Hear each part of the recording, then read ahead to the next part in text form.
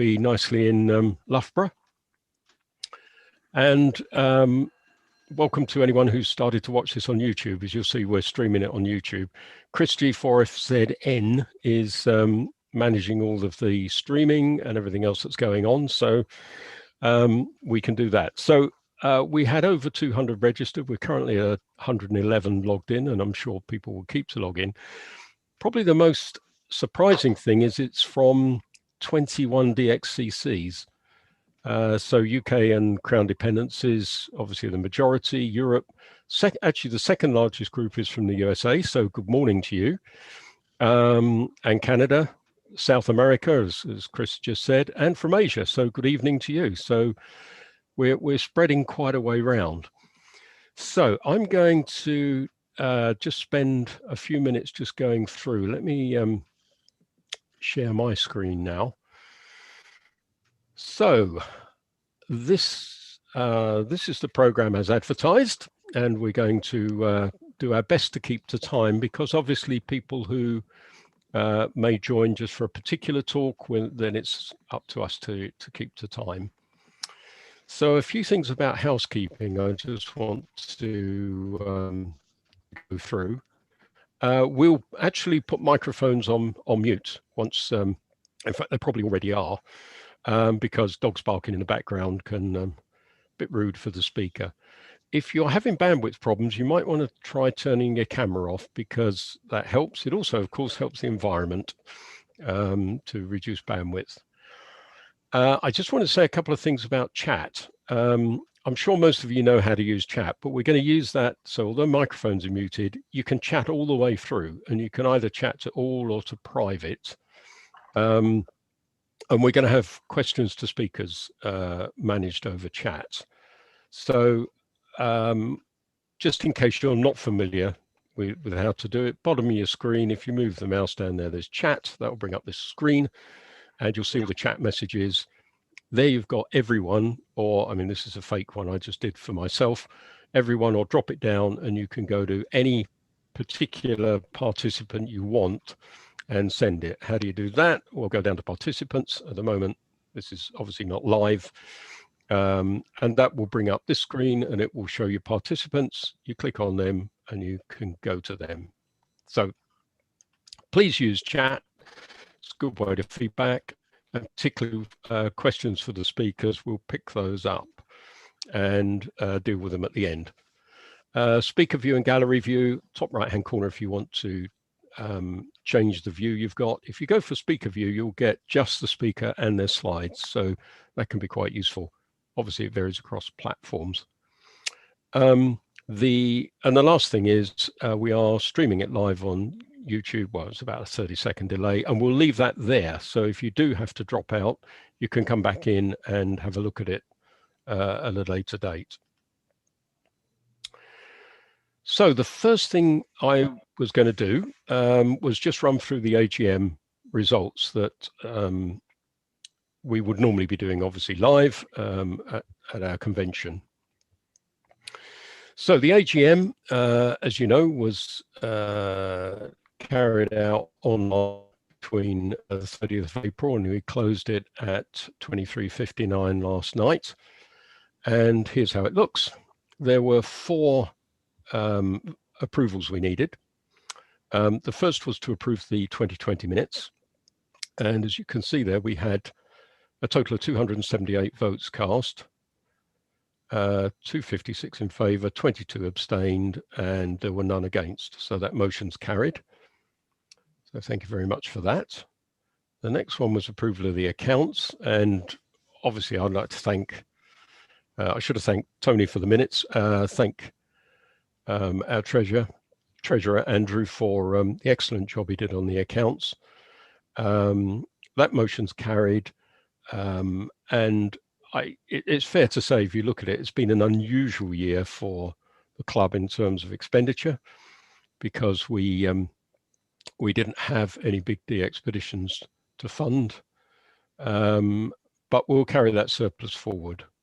I actually did an analysis over the last decade, and broadly speaking, although we have ups and downs on surpluses and losses, broadly speaking, we're about neutral over the last 10 years, which is where we aim to be. And we've got sufficient reserves, so the club's in good shape financially. And thanks to Andrew for that. Appointment of the committee. Here, the number of votes, 2,127 votes, doesn't really mean anything because everyone has 8 votes that they can, 8 people they can vote for. So, as you can see, we're obviously quite a popular bunch, and thank you for that. Particularly thank you for those who gave comments. It was very nice to read some of the comments you put in, and obviously we aim to do the right things for the club. So with that voting, then the committee for 2021-22 is the same as this year, with the exception that Derek G4XEE was seconded. We brought him onto the committee, co-opted, sorry, that's the correct word, co-opted onto the committee and has taken over adjudication of the challenges very, very rapidly. And we thank Bob MD0CCE, who did it for the last 7-8 years. So Derek has taken over, and now he is voted fully onto the committee. So I think you know all the various responsibilities. Ian G3YBY also handles our promotion, and Chris is backing up with Tony on our management system. So we're trying to cover all the various roles in there. Committee clearly is voluntary, and we are meeting. Obviously, we haven't met physically for the last during the last financial year. Last vote we needed was approval of the auditor, Owen Williams, who again does this voluntarily. We thank him for that. He again, credit to him and the treasurer that they turned that round really quickly. And thank you for voting that in. So the net result is the minutes were approved, the accounts were approved, the committee's been elected, and the audit has been approved. And what we'll do is we'll put these results on the website probably tomorrow. Just put that up on our website so you've got it, and then it'll be written up in the next digest, so we've got a permanent record of it. Which brings me to what we would normally do, which is hand out trophies. Now, I don't think we should ignore the fact that and we should recognize all the challenge trophy winners. So these are the ones that we would normally be doing, which is the 2020 HF Challenge. Gary won the Hinson Trophy, and the Chairman's Cup was Andy 5Z4VJ, or G3AB as we know him. And it's interesting, and a couple of things here to note, that the DXCCs, the MGM modes, Andy really did make quite a job of the MGM modes. But if we work on now to the 2020 DX Marathon, then first of all, it goes without saying, Oms has done an outstanding job, and he has now won all 4 of these categories over the years. Really incredible effort from him. And again, he wins it. But if you look at the mode scores, so CW, SSB, and MGM, they're not that different. So I think we can see, despite all the statistics saying everybody's on FT8, nobody's on any other modes, you can still DX on the other modes. There's no doubt about that from this. And of course, 2020 was an unusual year because there were more people at home and therefore more static DX to work than the expeditions. And the 2021 LF Challenge, again, congratulations to Rob and Savas again, doing well. And again, the MGM modes weren't significantly different from legacy modes. So let's keep up with SSB CW. It's way, way from dead for our club. We did also issue 2 awards of merit this year. The first went to the RSGBHF Contest Committee and the Contest Support Committee for the effort that they introduced the Hope QSO party that gave us midday activity during lockdown. And the only thing I think we hope about the Hope QSO parties is that we never have to repeat them again. But they were really inspirational, and I think that was a well-deserved award. And the other one was the G3RFX award in memory of Martin Phillips, our late editor, which is the best article in the digest in a year, and that went to Shabu. So those have been previously announced, but I think we should recognize them at that point. So that's this year's AGM. Next year, we have already booked the Link Hotel in Loughborough for Saturday, the May the 7th, so exactly the same weekend. We really, really want to make sure we can be there, but there's a couple of things that this is bringing out that we might want to look at. So the committee will be looking at how we conduct the 2022 AGM. We could look at doing it completely online, because we would not get as many people at a physical meeting. So the overseas members can vote. Secondly,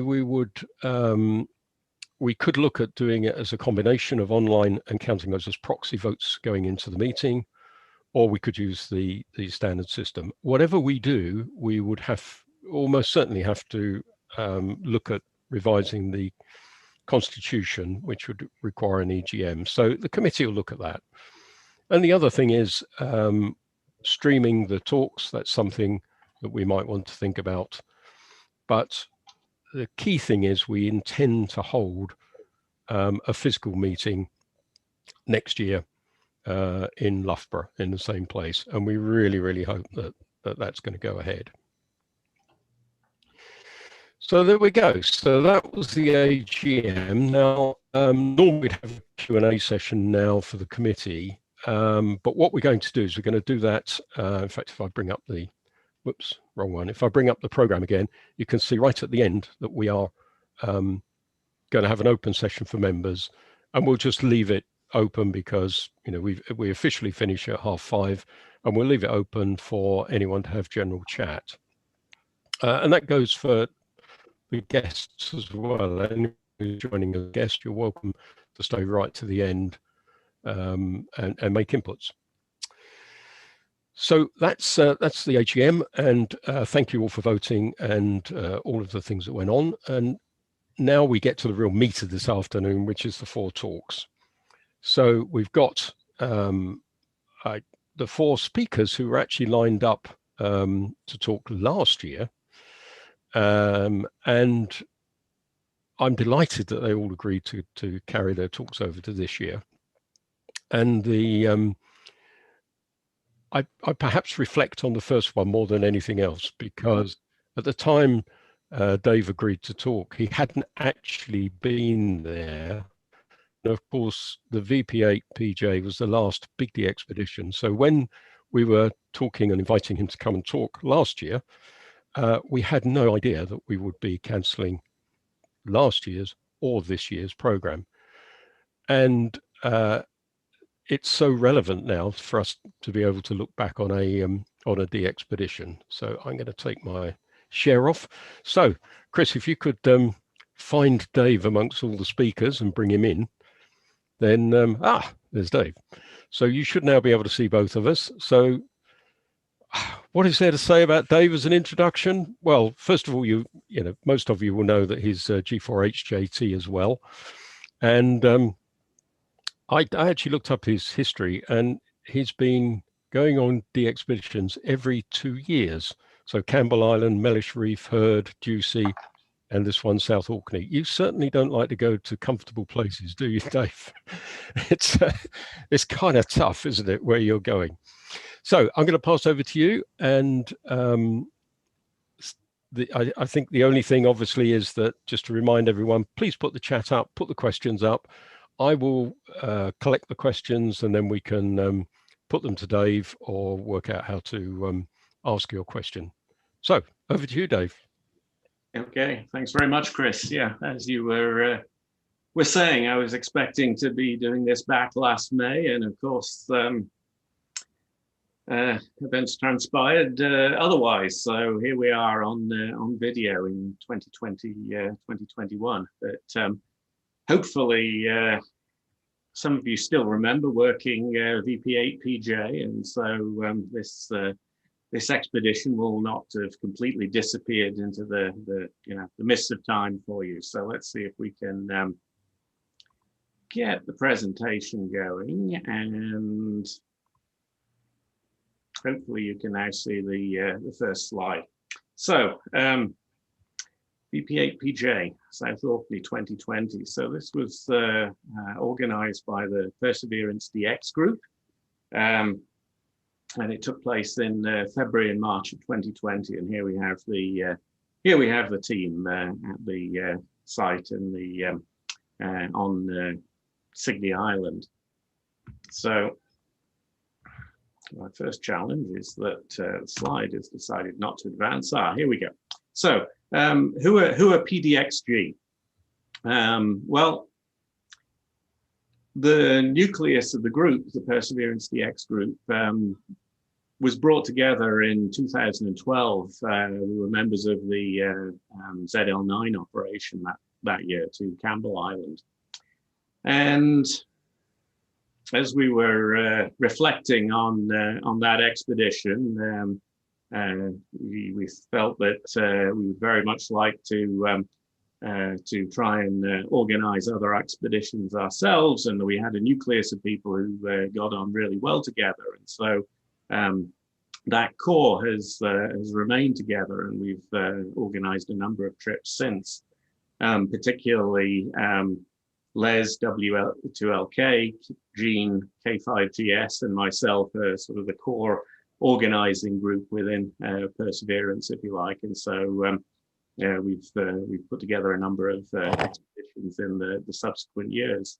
So basically our intent was to try and support and organize expeditions to rare and semi-rare DXCC entities with an international group of operators. And so the first trip we did was to Mellish Reef, VK9MT, and then Chesterfield. I took a break from that one. I was heading off to Heard Island, so I missed that one, but was back for Ducie. So as you can see, some of these are quite nice and relatively warm tropical places. But we'd originally formed as a group on a sub-Antarctic island, and so it was always on the list to go back south again. And so there we have South Orkney 2020. So why the South Orkneys? We were looking for a new target after Ducie. Ducie had been a very successful expedition. There'd been, members of the team had a lot of fun on that trip, and everyone wanted to go somewhere else. The South Orkneys had not been activated since 2011 with the VP8 ORK expedition. And I certainly remember working that expedition. It was getting them on top band was a highlight for me at that time. So I was quite fancy going down there. And we found out that the Braveheart was going to be operating in the South Atlantic in early 2020. And so this gave us an opportunity to work with Braveheart again, and they'd supported us on the Ducie trip, and just go somewhere a little cooler, because we'd had a nice tropical island trip to Ducie, but really wanted to head back down south again. So lots of reasons, but things came together such that South Orkneys was the place we decided to go. So the expedition goals probably will look fairly familiar. They're similar to most expeditions. Work as many all-time new ones as possible, or give out as many all-time new ones, I should say. Work as many uniques as possible. Band and mode fills, especially underserved bands and modes. So, for example, 10 and 12 and top band, course, there weren't too many openings on those bands, but there were on 10 and 12, but there were a few. Also made the first 60-meter operation from the South Orkneys. And of course, these days, there's a significant emphasis on FT8 in expedition operating. So that changes the dynamic a bit from a few years ago, because most of the people who go on these trips are either enthusiastic CW operators or enthusiastic phone operators, but you don't find too many people who get completely passionate about tapping their keyboard in FT8. But equally, we recognize that an awful lot of people, this is a great way to make that contact, especially from very distant places. And so we put a good emphasis on FT8 as well. And so just, of course, just make as many contacts as possible, consistent with fulfilling these objectives.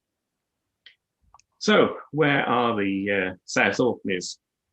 Well, as you can see, here's the tip of South America, Patagonia down here, the Falkland Islands here, South Georgia, and so the South Orkneys, about 600 odd kilometers off the tip of the Antarctic Peninsula here, and about 1,400 kilometers from South America.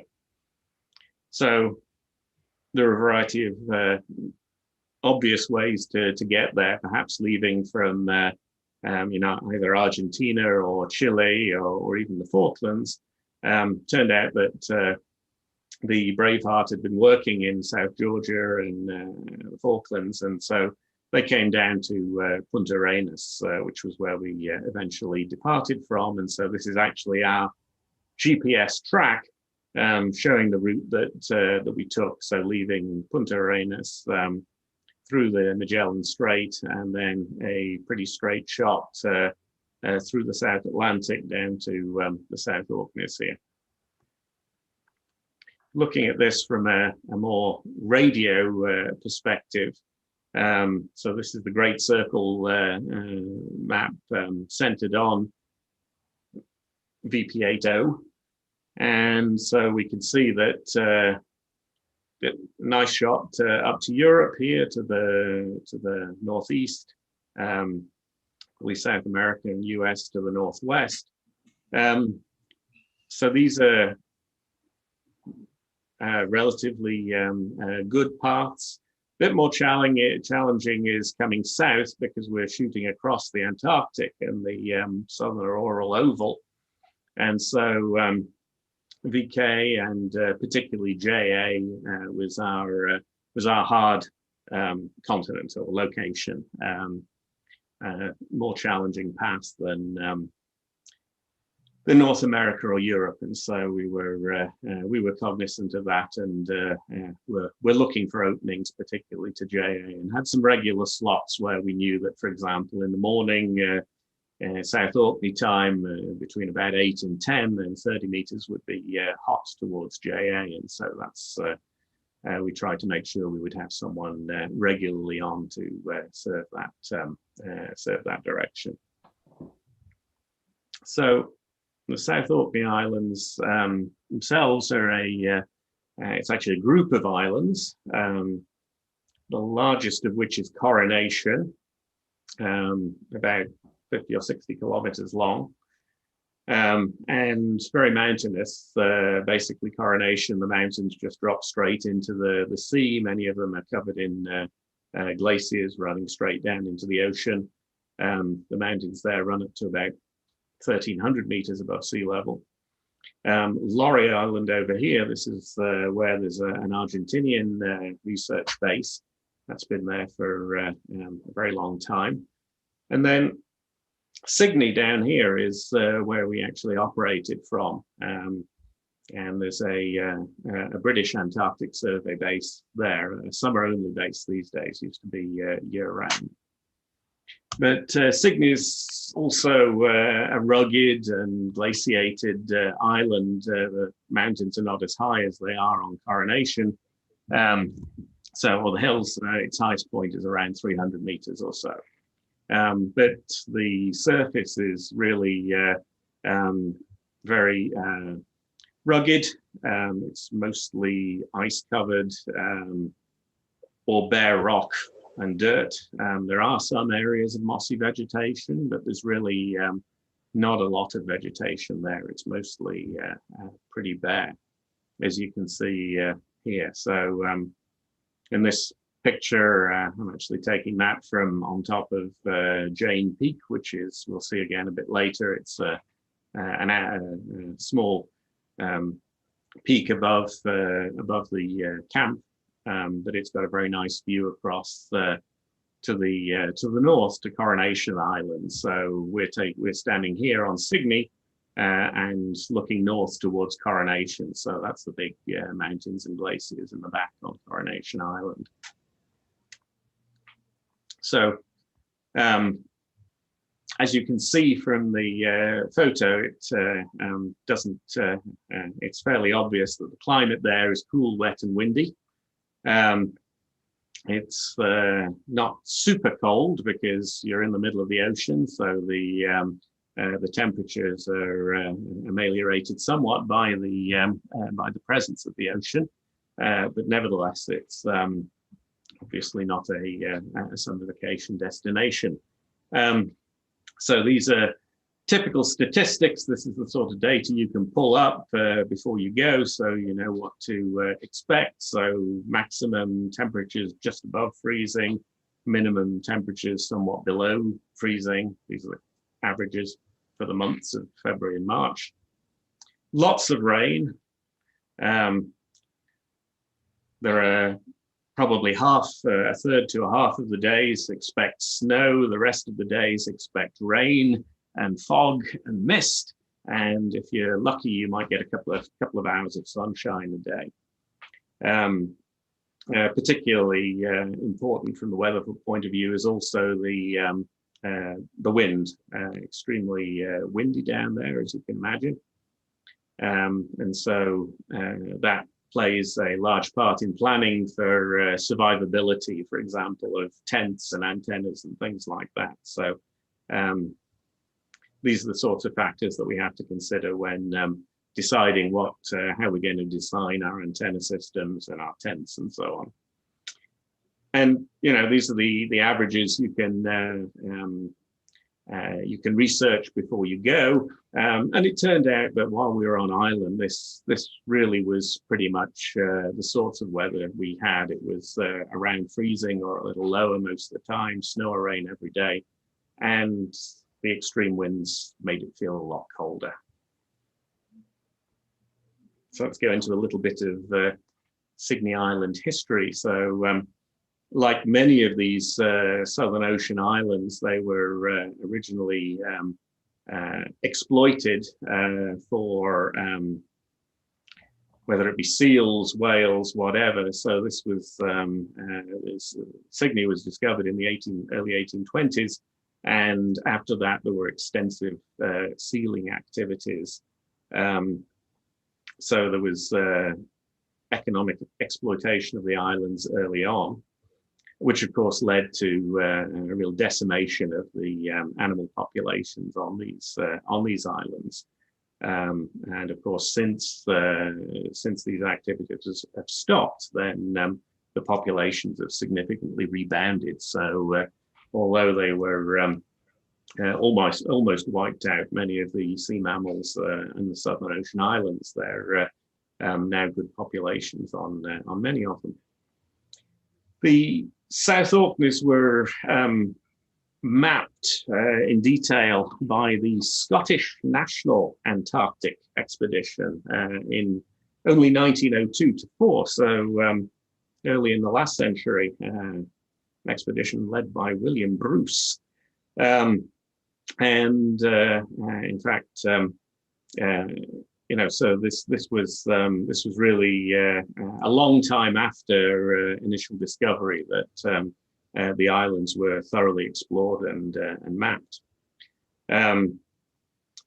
Bruce, in part, set up a camp or base there. This was, I should say, this is his ship on Laurie Island, and that site later became the Argentinian Orcadas base, which is still in operation today. Signy was so the southernmost island in the South Orkneys group that was explored in detail a little later by a Norwegian whaler. And in fact, a lot of the remains you see on Signy today from the whaling industry were from the Norwegian whaling station, which was established on that island. And so there's a history of about, starting around 100 years ago of a whaling base at Signy. So if you visit the British Antarctic Survey Station at Signy today, then you'll see this series of harpoon heads standing up out on a wall outside the base building. So these are the remains of some of the old harpoons. And then elsewhere on the island, these two pictures, the pumping engine and the water pipe, these are actually close to where we set up our camp, which was, we'll see on the map in a minute, but the whaling station needed a source of fresh water. And so there was a lake on the other side of the bay from the whaling station. And so they had an old steam engine up there, which pumped water from the lake up over the ridge here, and then it came down a long, long pipe to the shore, where they could bring in a boat, fill up a tank on the boat, and then take the water back over to the whaling station. So there are still some visible remains of the whaling industry there. Excuse me. So let's zoom in a bit more now on Signy Island. So this is the eastern side of Signy Island. And so we can see a very deeply indented coastline, mountains or hills dropping steeply into the water, but a few flat areas. There's a very well protected bay here called Factory Cove, and this is where the UK base is. And over the other side of Borja Bay is a beach, and you'll see a number of L's on the map. These are landing sites. So this is taken from a British Antarctic Survey map. There's an excellent map of Signy, which is very helpful in planning the operation. And so these sites L, close to the water pipe hut, these are locations that we could use for landing our people and our equipment. And we chose to put the operation here, as the red arrow shows, for a couple of reasons. Firstly, because of good landing sites down here. And secondly, these, the Marble Knolls, as they're called, are a group of small hills. You got mail, master. We have some noise in the background. Someone needs to mute, I think. So we've got a protected area here, or at least a little protected from the strong winds. So we could put the camp in here and then put the antennas on these higher points of ground around. It's a nice spot for radio, in that we've got a great takeoff towards Europe in this direction. Not too bad towards the south.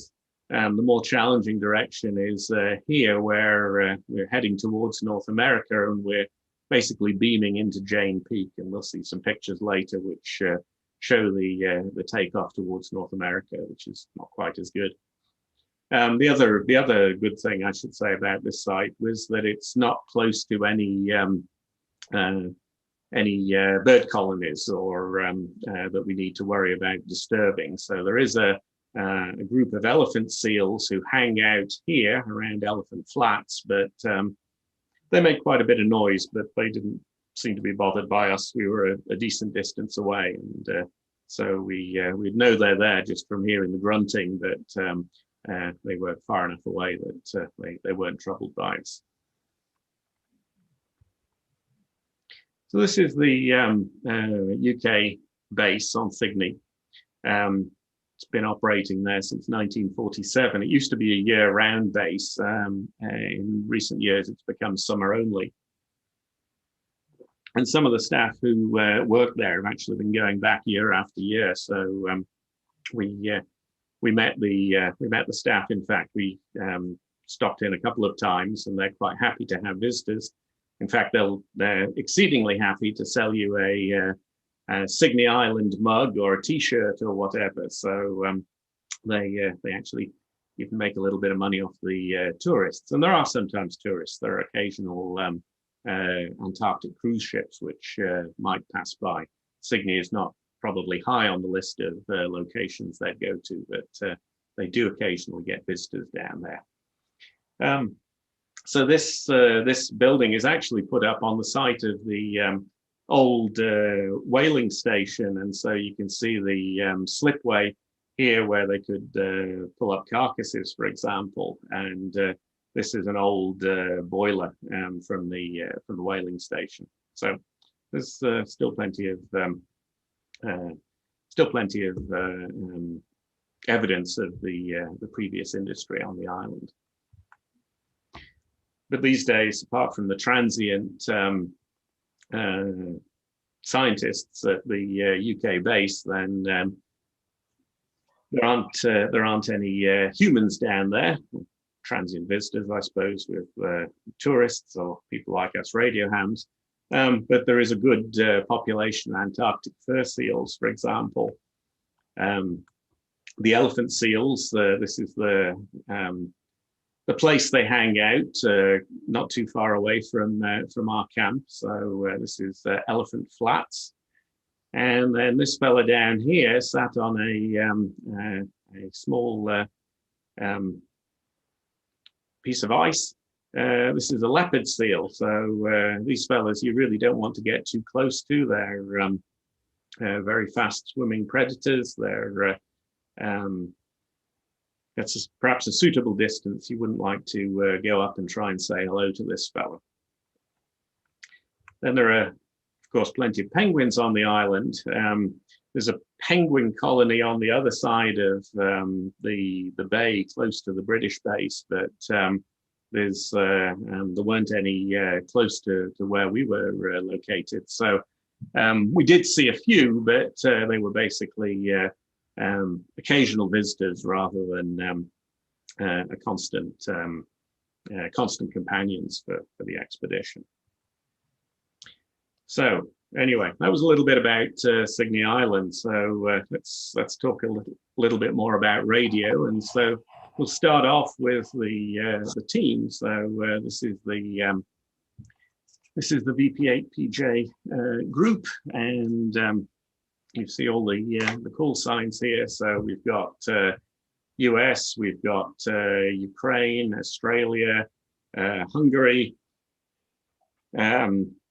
and Switzerland and Germany represented here. So we have a good international team. We're taking our group photo in front of the Orwell Glacier. So this glacier comes down just behind where we were camped. And so those of you who work VP8PJ and got the QSL card, then you have a picture of the camp in the foreground, and behind it is this glacier, the Orwell Glacier, coming down the mountains. So we'll start by talking about the organization and what we needed to do to get permission to operate down there. So any territories south of 60 degrees south are controlled by the Antarctic Treaty System. And under the Antarctic Treaty, tourism is in fact an allowed activity in territories south of 60 South. I won't say necessarily it's a encouraged activity, but it's at least tolerated. But we, in order to get permission to do an activity like a radio expedition, we basically have to demonstrate to the satisfaction of the appropriate authority that we're not going to cause anything more than a minor or transient disturbance to wildlife and to the island. We're not going to, for example, introduce any alien organisms. We're not going to bring seeds or plants with us which are going to become established there. And we're not going to leave any trace of our operation. So all of our equipment and all of our waste must be removed by the end of the expedition. And, you know, that includes all sort of waste, including human waste. So everything has to go off the island. The permission is granted by a government agency of an Antarctic Treaty signatory state. And interestingly, although the UK has a historical claim, for example, on the South Orkneys, under the Antarctic Treaty, the government agency you go to is the one where your organization or expedition is based. And so our expedition is primarily organized from the United States. And so we had to work with the US State Department, and they basically just had to determine whether or not they were the appropriate, the US was the appropriate country. Were we really a US-based organization? And once they've made that determination, then it's over to the EPA, the Environmental Protection Authority, and the NSF, the National Science Foundation, to do an environmental evaluation and to issue a waste permit. And that evaluation is based on a document that you will submit, many tens of pages long, describing exactly what you're going to do, how you're going to mitigate any effects, disturbances that you could cause on the island, show how you will not have any impact on the wildlife, etc., and have a detailed plan as to how you're going to remove all your waste, minimize the generation of waste, and how you will remove it all. So that process started a year or so before the expedition, and in fact was handled quite expeditiously by the various agencies involved. And so we had all that in hand a good while before the expedition actually departed. So, as I mentioned earlier, we partnered with the Braveheart. Stony Creek Shipping was the owner, and we've worked with them before on different projects. So we were very happy that they were more than capable of supporting the expedition. And of course, the Braveheart had actually supported VP8 ORK back in 2011. So they had very good knowledge of the local area and what was needed. And we were happy that they would be able to provide the support necessary. They'd been operating, as I had mentioned earlier, in other areas of the South Atlantic. And so there weren't excessive repositioning costs, and so that helped. Knowing that we would have to face some fairly severe weather conditions, we were able to secure tents, which we thought were going to be suitable. In fact, we had a very good idea these would be suitable because they were actually the exact same tents that went down to South Orkney a decade before, so with VP8 ORK.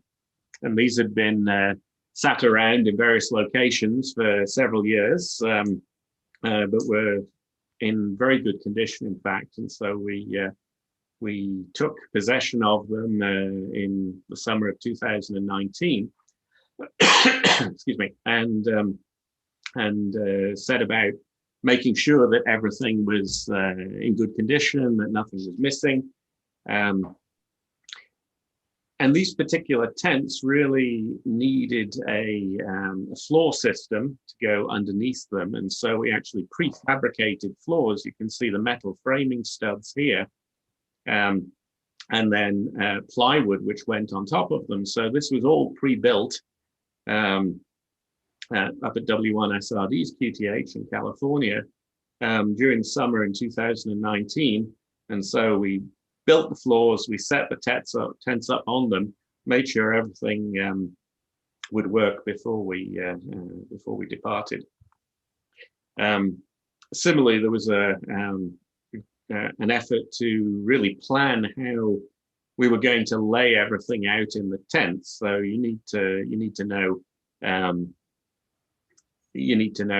that all your stations will fit comfortably, and you've got room for whatever else you need. So, excuse me, we had two tents, one which was a sleeping tent, and the other which was where all the radio operations occurred, and this was also our eating area as well. So you can see we've got 1, 2, 3, 4, 5, 6, 7 stations planned here. We know exactly what equipment we're using, where it's going to be located. And then at this end of the tent, we've got an eating area, so microwave, a hot water boiler, things like that. So pretty much everything was planned out, and actually went in the end as constructed. It was quite similar to this. We had a few changes here in the kitchen and HQ area, but in general, it looked pretty much like this. Few things which might look a bit amusing, which help make life a lot more pleasant. A coat stand here and a boot tray here. Well, you know, we're coming in and out outside. It's going to be muddy. It's likely to be wet, and so if you're bringing filthy, muddy boots in, and you're bringing wet clothing in, it's good to be able to actually organize this in some way. And so this was our sort of wet and dirty end of the tent, where you could hang up a coat and things once you came into the operating area, and try and keep it a bit organized. A lot of thought and time went into the antenna setup.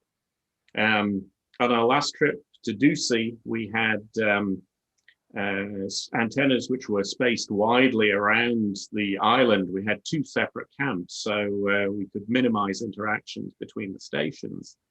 But on South Orkney, we were going to be on one location. We also knew it wasn't going to be close to the water, so verticals on the beach weren't an option. And we expected extreme winds, so survivability was very important. So the eventual as-built antenna configuration included verticals for 160 through 60, a 4 square on 40 and 30, also an inverted V for 40. 2 10, 15, and 20 hybrid Moxon Yagis, 2 12, 17 Moxons, a VDA on 17, and a beverage receive antenna.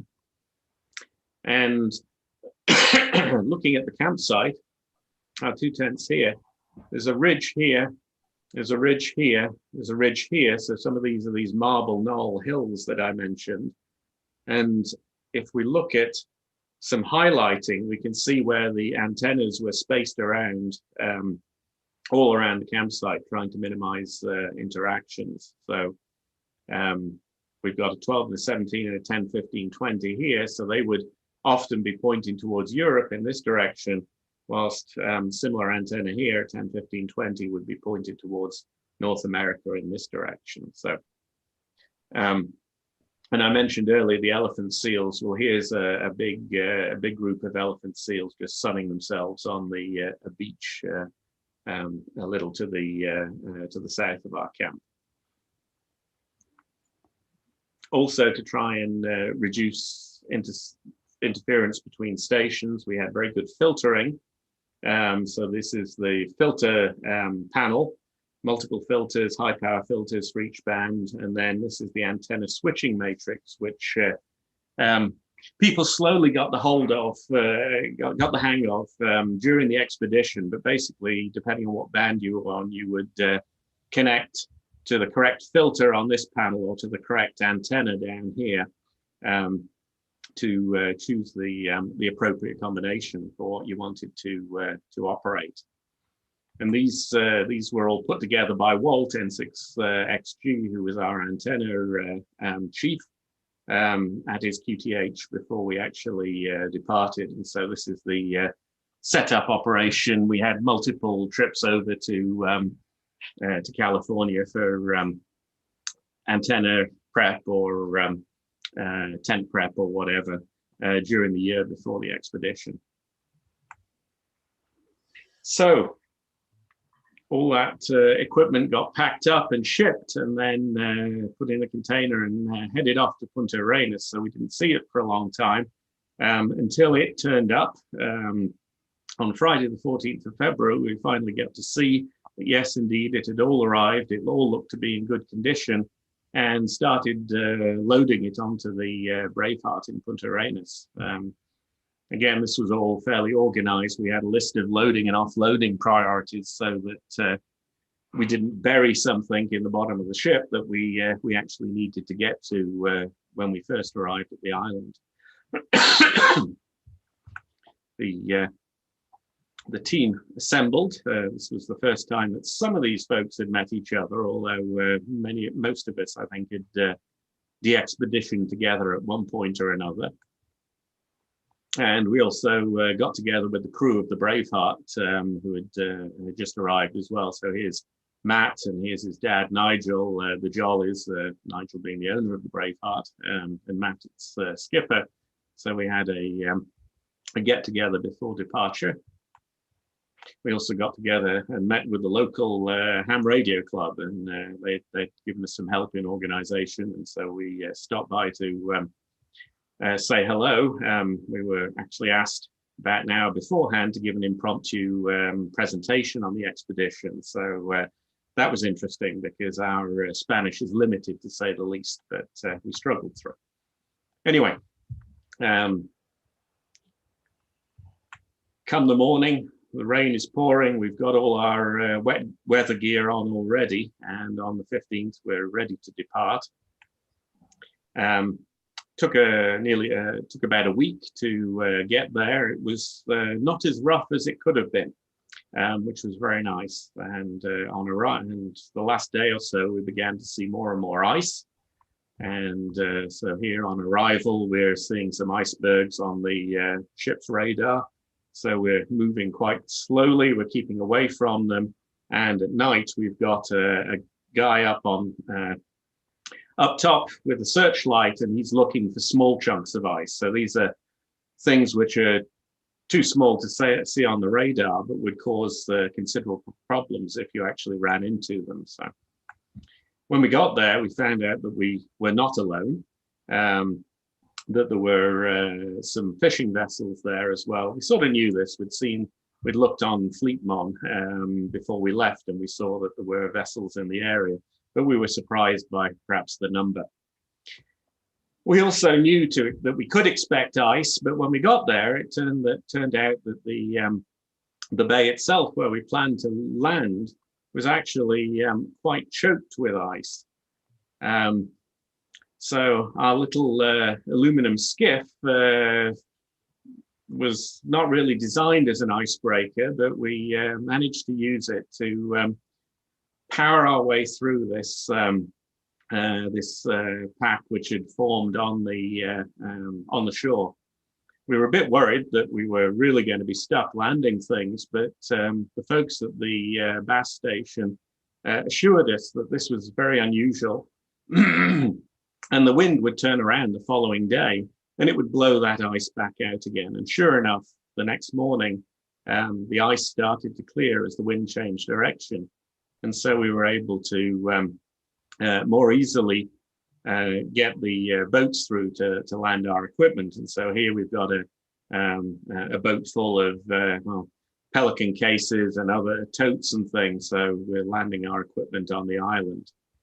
This is the shore where we would land. So we had a number of us were kitted out with waders so they could get into the water and transfer equipment from the small boat up onto the dry land.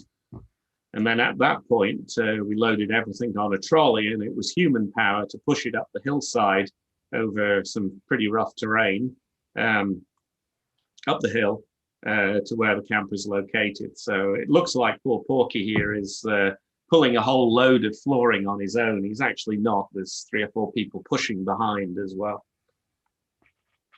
Landing personnel was not at the same location because you really couldn't land on the beach without getting very wet. So if we didn't want everyone to have to put waders on every time they went ashore or came off. So we used a different landing location, these rocks at the bottom of a small cliff, which we could climb up and then come up a gully to get to the camp.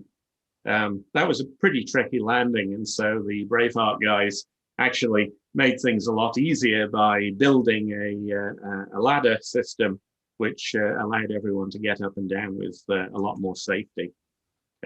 It looks very easy here, it's very calm, etc., but depending on which direction the wind is blowing, you can be really bouncing around on the water here, and this could actually be quite a dangerous landing. Putting the tents together, that was our first task when we arrived, and so you can see the prefabricated floor has been laid down, the bases are being put together, and here Les is tying the different plywood sheets together with straps to make it sturdy. This is what the tents looked like inside, the sleeping tent. This was just when set up, of course, a little less tidy when we are actually in there, but again, just some organizing touches like shelving so that people could put their stuff away in an organized fashion, really just helped the place to be much more livable. The operating tent, pretty much laid out as you saw in the plan earlier, with the kitchen area here and the radios behind. You'll see a bottle of hand sanitizer. Of course, this was pre-pandemic or just at the very beginning, but we were already sensitized to the idea of not wanting to have some sort of disease, perhaps an intestinal problem pass through the entire camp and during the operation. So we had hand sanitizer everywhere, which of course later became part of all of our lives during the following year. This is the tent as laid out, this camp as laid out on the island. So we can see the 2 tents, the sleeping tent here, the operating tent. We have a toilet tent here. And then the generators sat here. We actually used some natural rocks and built a little dry stone wall around to keep them dry and protected from the weather. And then up here behind, you can see some of the antennas. This is the 160-meter antenna up on the left. So most of the beams were from EA antennas. They were Moxon designs. We'll see some more of those in a moment. This is the 160 antenna going up. So we've got a lifting pole here to allow us to winch it up. There's a winch down here. I think this has got to be one of the most beautiful locations any antenna has ever been set up in. This is the 44 square looking towards Coronation Island in the background. Here's one of the Moxons, a 1217 pointing towards Europe. We chose the Moxons because of the joined up elements. We figured this would give greater mechanical rigidity because we've had problems before with just Yagis where the elements slapping together actually short out in strong winds. So the Moxon is actually a really good design for this sort of environment. That was the takeoff to Europe on the last picture. This is the takeoff to North America. So this is a 2015-10 hybrid Moxon Yagi pointing, unfortunately, straight into the hillside. But nevertheless, it was still, it still gave pretty good propagation, pretty good communication to North America. As you could see, snow everywhere. These are very exposed locations, so it could be quite uncomfortable if you had to go out and adjust the direction of an antenna, for example. There were times standing up on some of these knolls that, well, you could almost be knocked over by the wind. And this is the beverage disappearing off into the distance. An 80-meter vertical and a VDA. Of course, we're used to saying VDAs only work well when they're right on the waterfront, but in fact this one but when they're elevated above the water, they can work quite well as well. And so this was our second antenna towards Europe. It was pretty much left fixed on Europe for 17. Of course, when the winds blow, sometimes things come down and you have to fix them and put them back up again. And so this didn't happen too much, but we did have one big blow which took the 80 down. Cygni Power and Light, these were our generators. We had 3 big 6.5 kW generators. This is the power cable, so very heavy gauge power cable going into the tents, so we don't get any significant voltage drop, and then split it once we're in the tents to the various radios. Of course, everything, refilling has to be done manually. We've got spill kits, we've got absorbent pads, etc., so we don't lose any petrol onto the ground. And of course, you have to refill day or night time, so it depends on when they run out. We had a pretty detailed operating schedule, 2 4-hour shifts per day for the operators. But it was a light operating schedule. So the idea is this is the minimum, but it will always give you some radios which are free to use. And so anyone who was not fixing antennas or sleeping or whatever could come on and just jump on one of the free radios when they wanted to. And so in that way, we had the scheduled ops, and then people could just come up to a radio that was not in use and grab it as they wanted. So that's how we kept the stations all operating.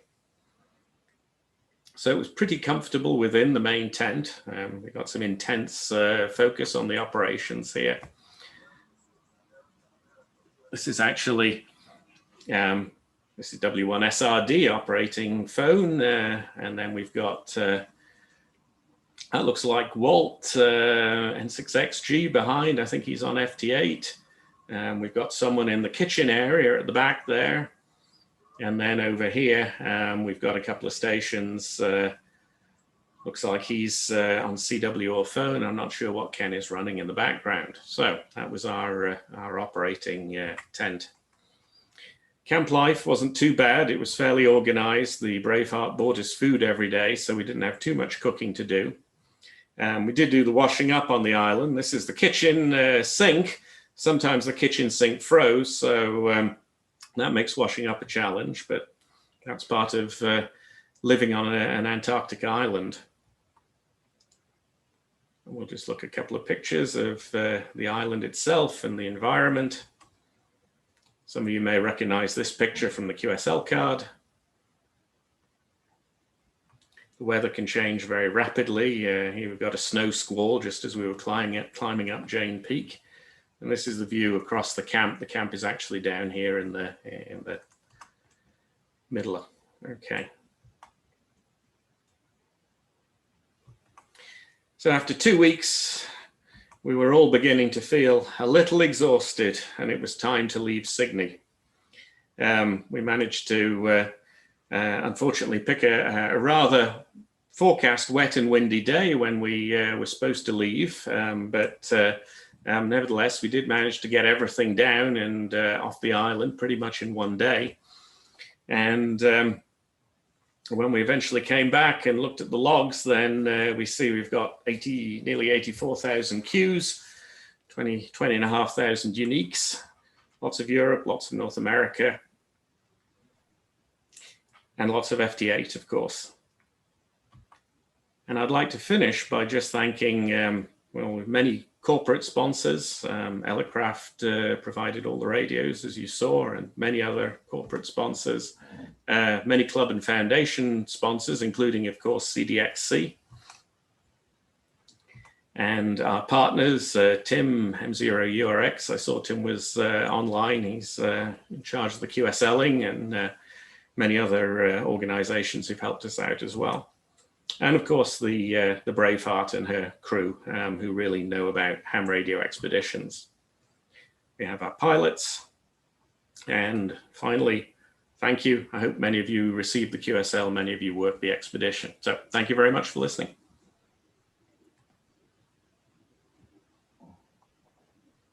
Wow. Thanks, Dave. That certainly brings back all the great memories of the expeditioning, and the environment looks so hostile. I mean, I realize we're a little bit over time, but just a general question: how do you actually prepare yourself or train for that? I know you live in New Jersey, but it's not that bad, is it, in the winter? No, no.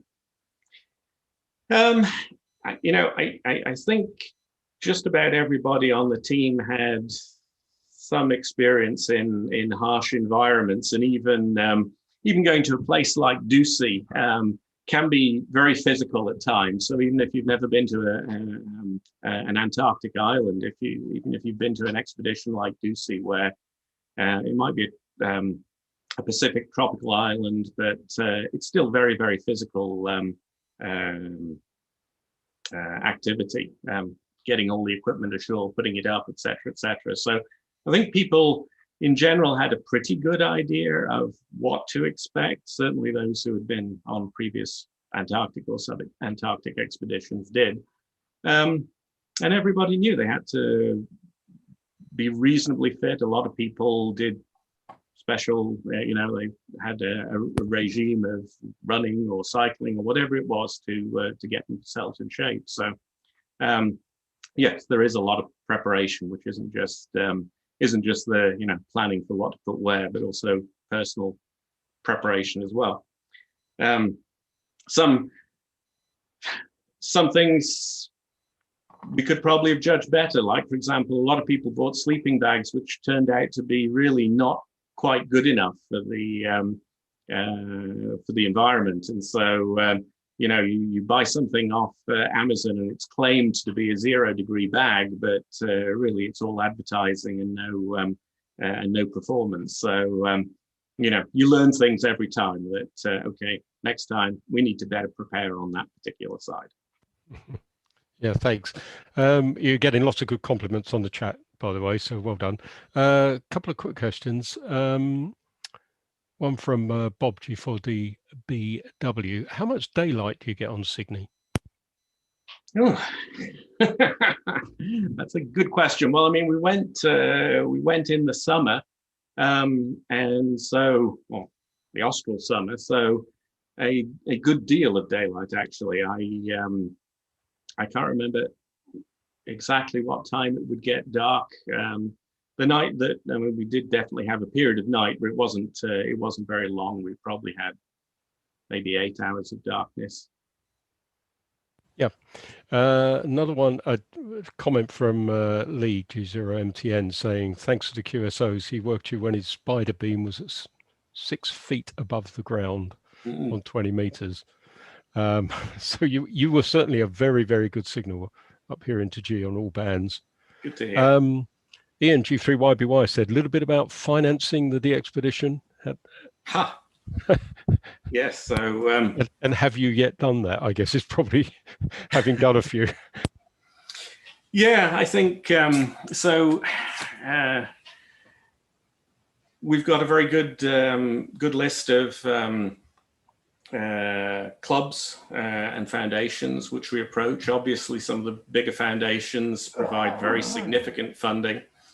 The way we make sure we have the cash to actually start one of these things is basically every team member pays a lot of money up front.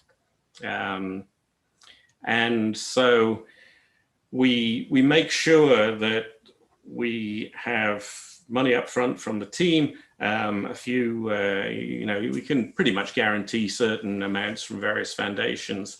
And then at the end, when everything is done and we close out the books, hopefully, if fundraising has gone well, whether it be from organizations, whether it be from individuals, whether it be from monies that come in from QSL, donations that come in with QSLs, for example.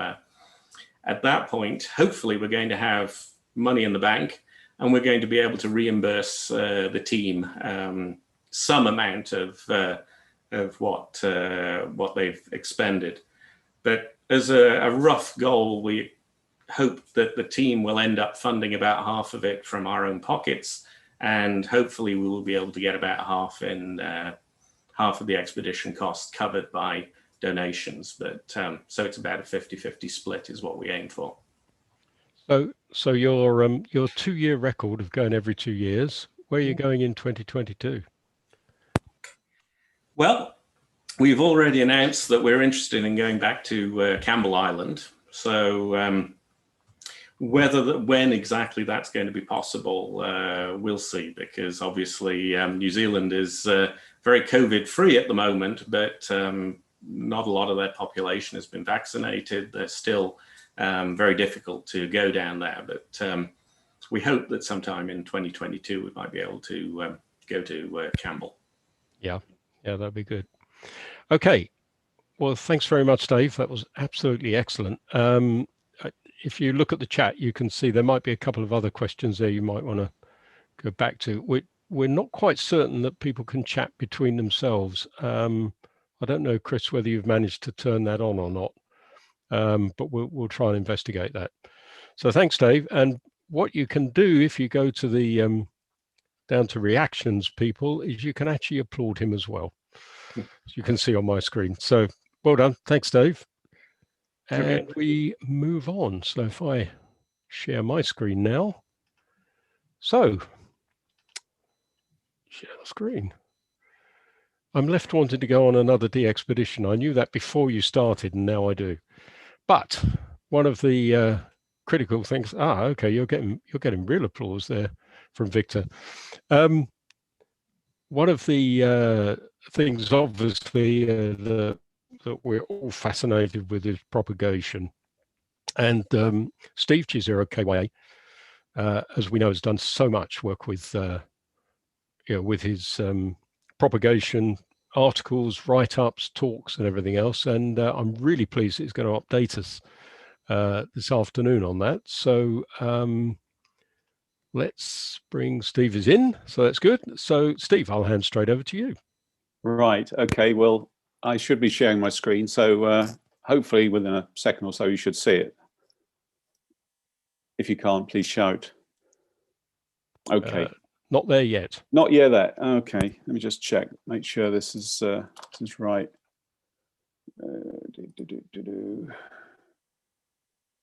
Yeah, it says shared. Says it's being shared.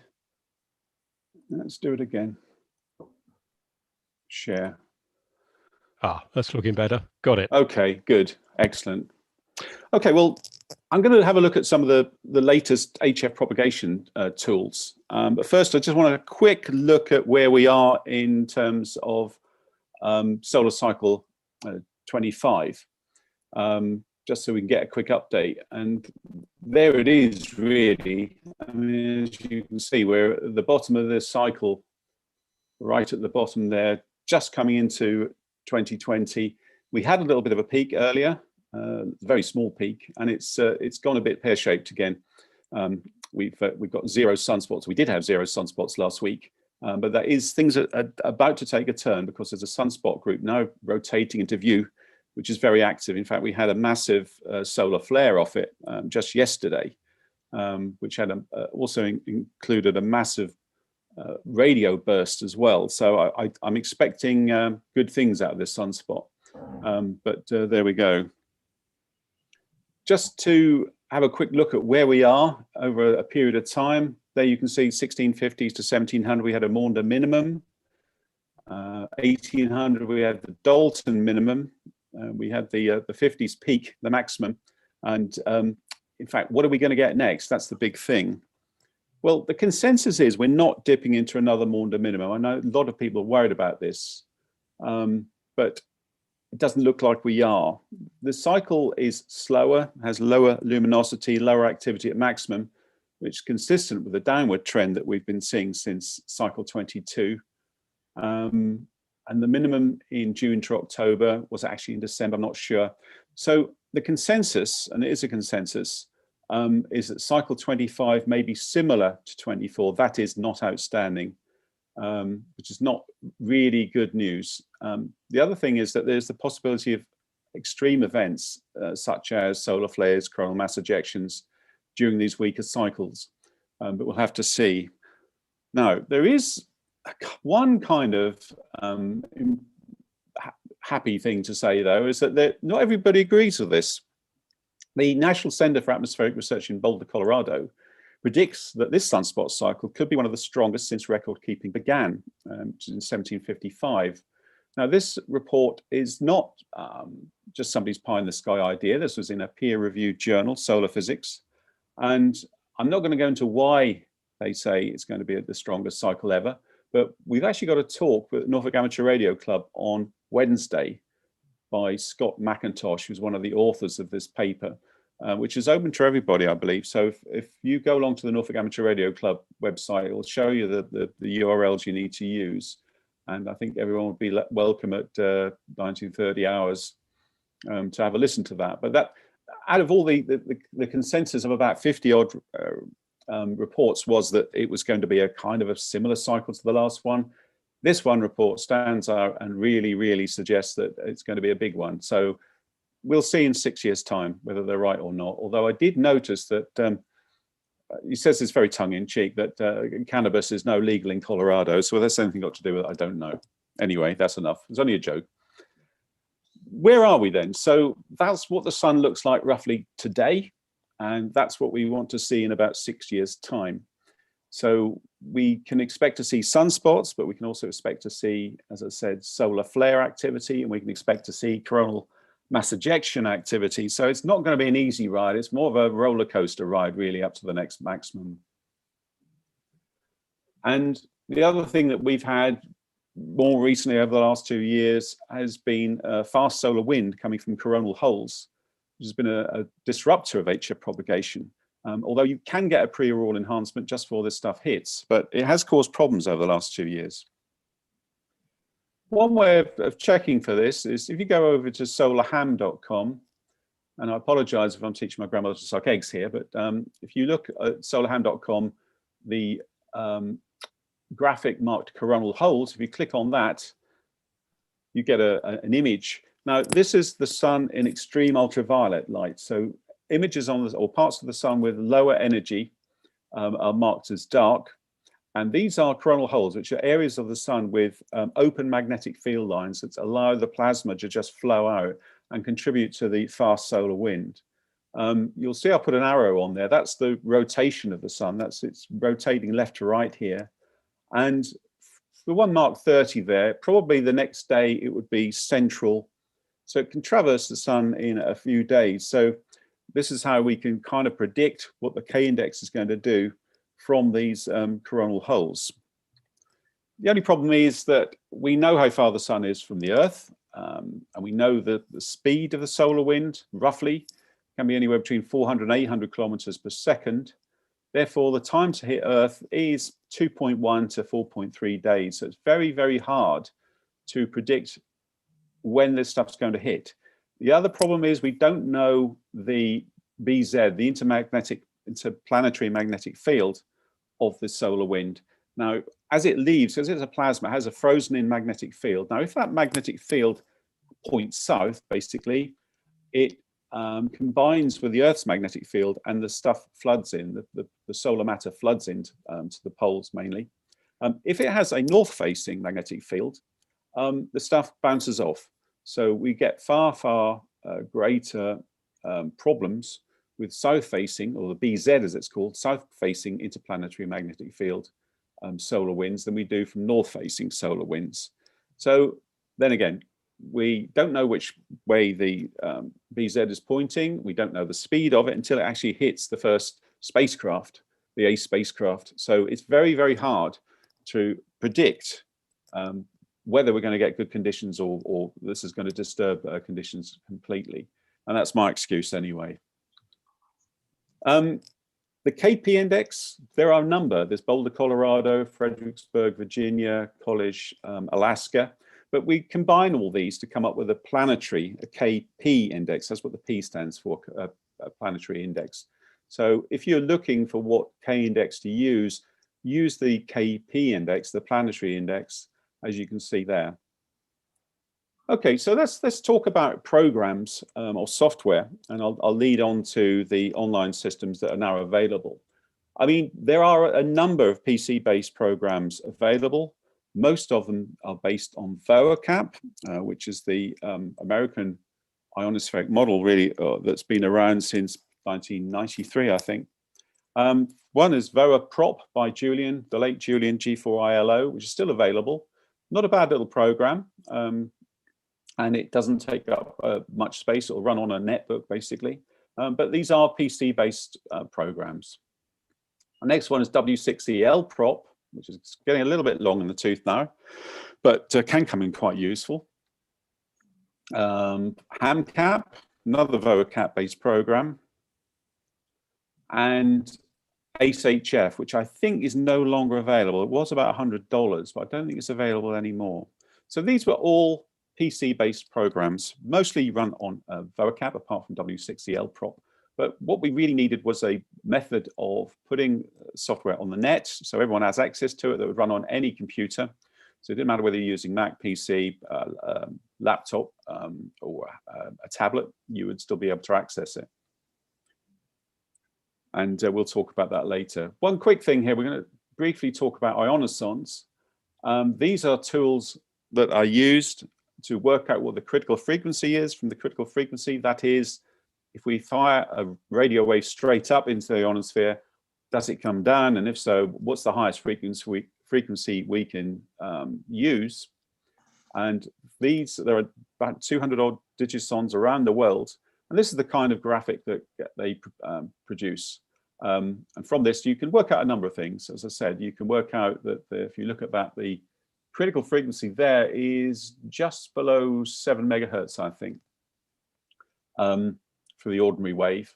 And from that, we can extrapolate what we think the maximum usable frequency will be over a different number of distances, and that comes along the bottom. Problem with these is they're not the easiest things to interpret. So we were looking at ways of making them easier to understand.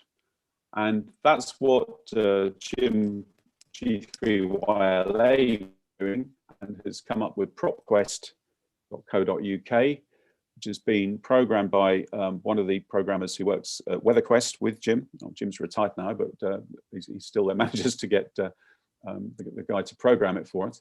And again, propquest.co.uk will show you virtually a real-time plot of the maximum usable frequency, or the critical frequency, along the bottom in red. And it will show you the extrapolated maximum usable frequency over different distances. So the top one there is 3,000 kilometers. Then you've got 500 kilometers and 100 kilometers. This is very useful for a number of things. It's useful for seeing what bands are likely to be open. It's useful for knowing how far you're going to work on 80 meters. I mean, we use this extensively with the 80 meter club championship to see whether the band is going to be open or it's going to be long skip. But so it's an extrapolation. It also shows you things like solar flares. You just get a gap in the data completely. So it's turned out to be a very useful tool, and that's propquest.co.uk. You can click on, this is the Chiltern data from the Rutherford Atkinson Laboratory Digisonde. You can also select Fairford or Dorp in Belgium. So you have 3 to choose from, and it's quite a useful tool. And this is, you look here, it's we've got the critical frequencies for the F2 layer, the sporadic E layer, ES layer, and also spread F critical frequencies as well. So there are a number of tools available on here that you can actually choose which one you want. but it's quite useful, and it's very, very handy to see what's going on, and you know, whether 3.5 megs is going to be good around the UK, or whether you need to have 5, or whether 7 megs is possible at sunspot minimum. It's not really a good band for working around the UK, but at least this will prove it to you that you can't work around the UK. And Jim has expanded that now. He has a Sporadic E blog, which he updates daily in the Sporadic E season, which he's just started doing. So that's he's just put something up today, I notice. And he has on the right-hand side some maps that show the potential for Sporadic E. It's basically showing you the 300 millibar air pressure. So it's showing you the what's the word I'm looking for? Jet streams, that's right, around the UK. He's now extended that a little bit further to something called the EPI, or Sporadic E propagation or probability index. And this is pretty new, and it's still got some work to be done on it, but it shows you in different directions from your location, the likelihood of being able to work various parts of Europe with Sporadic E, and it uses a number of data figures to work this out, but primarily works on jet stream, because the feeling is that with Sporadic E, we don't really want to get into this too much, but that it's the wind shear that is basically compacting meteoric material together to give us the E layers, or ES layers, I should say, Sporadic E layers. This tool is going to get more development. At the moment, if you use this tool and you put your location, I think it's east of the Greenwich Meridian, it kind of disappears, and you have to shift the screen a little bit. And it's a bug that they're working on to get out. But it's coming into its own, and we're only 3 days into what we would call the Sporadic E season, really. So we've got plenty of time to try and get it improved a little bit. And Jim's working on that as I speak, I hope. Reverse beacon network is another tool that's been very useful. This is some research I did in 2014, looking at reverse beacon network plots from beacons. This is the plots from ER16 as received in Germany. And you can see there that the Sporadic E season was starting in mid-May, late May, maybe 20th of May. Big peak in late May into June. Then it kind of died off again, a little bit more of a peak in July. And then it tails off towards August.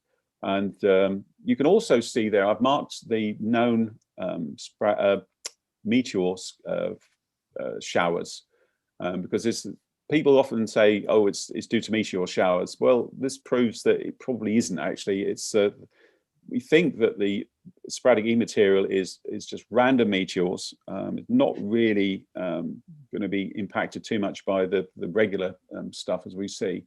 But the reverse beacon network was a great tool for doing research like this. I ended up with about 50,000 lines of data that had to be crunched and put into Excel to get it to work. So quick look at the tools available now. Obviously speech at the top there, needed 10 dB signal to noise ratio to hear speech. Next one down, CW, Morse, 0 to -15 SNR if you're a really good operator anyway. RTTY, and then we come down to the even weaker signal modes, PSK31, FT4, FT8, JT65, and Whisper. And this is where the growth is at the moment in people operating. You know, they're finding that the current position in the sunspot cycle, you know, FT8 will allow you to work stuff that is just otherwise inaudible, as we're showing.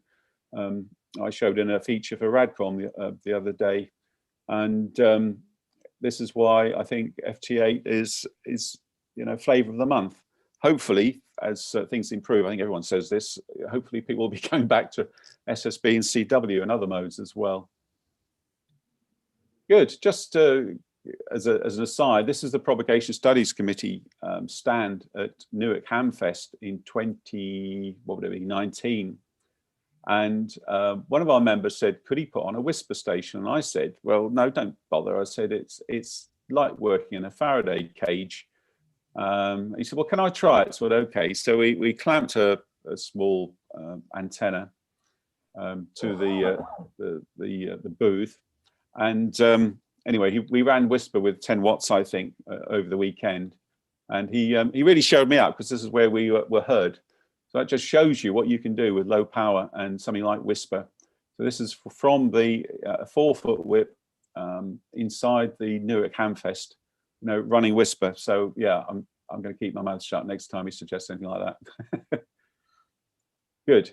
Now, other tools that are available, Cluster, obviously very useful, still very useful. Reverse speaker network, very useful. I'm using the reverse speaker network every day at the moment to keep our 10-meter beacon lists up to date. I started listing on air and just found that it was going to take too long.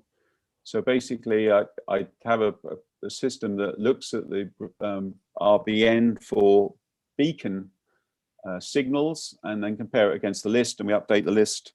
And last year I spent months on this and got the list pretty much up to date now. The list is available on the RSGB website under propagation, and just making a few tweaks to it at the moment to try and keep it up to date.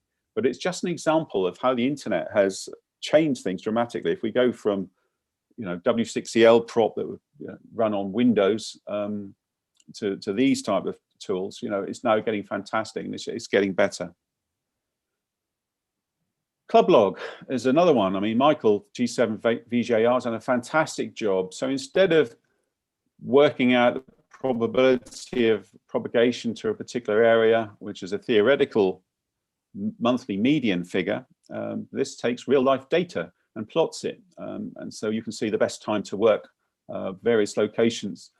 Now, it's a fantastic tool, but you have to take it literally.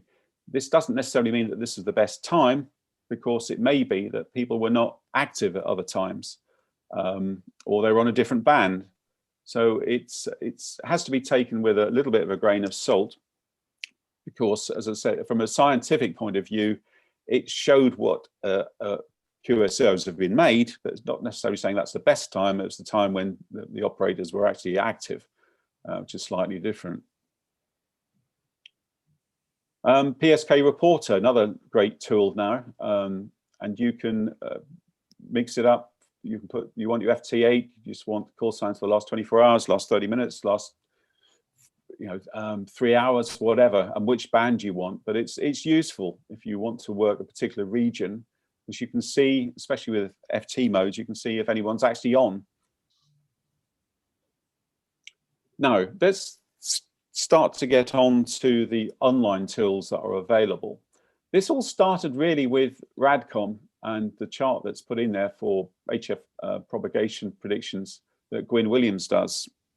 And I think ever since it's been in place, we've had complaints of, I can work far better than this. And you usually say, right, you must be a member of CDXC and you've got a big beam, haven't you? And you run a lot of power, and the answer is usually yes.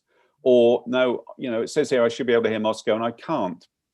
Well, two things to this. One, that this is designed for 100 watts to a dipole on SSB, and that they are monthly median predictions. In other words, some days will be better than this, some days will be worse.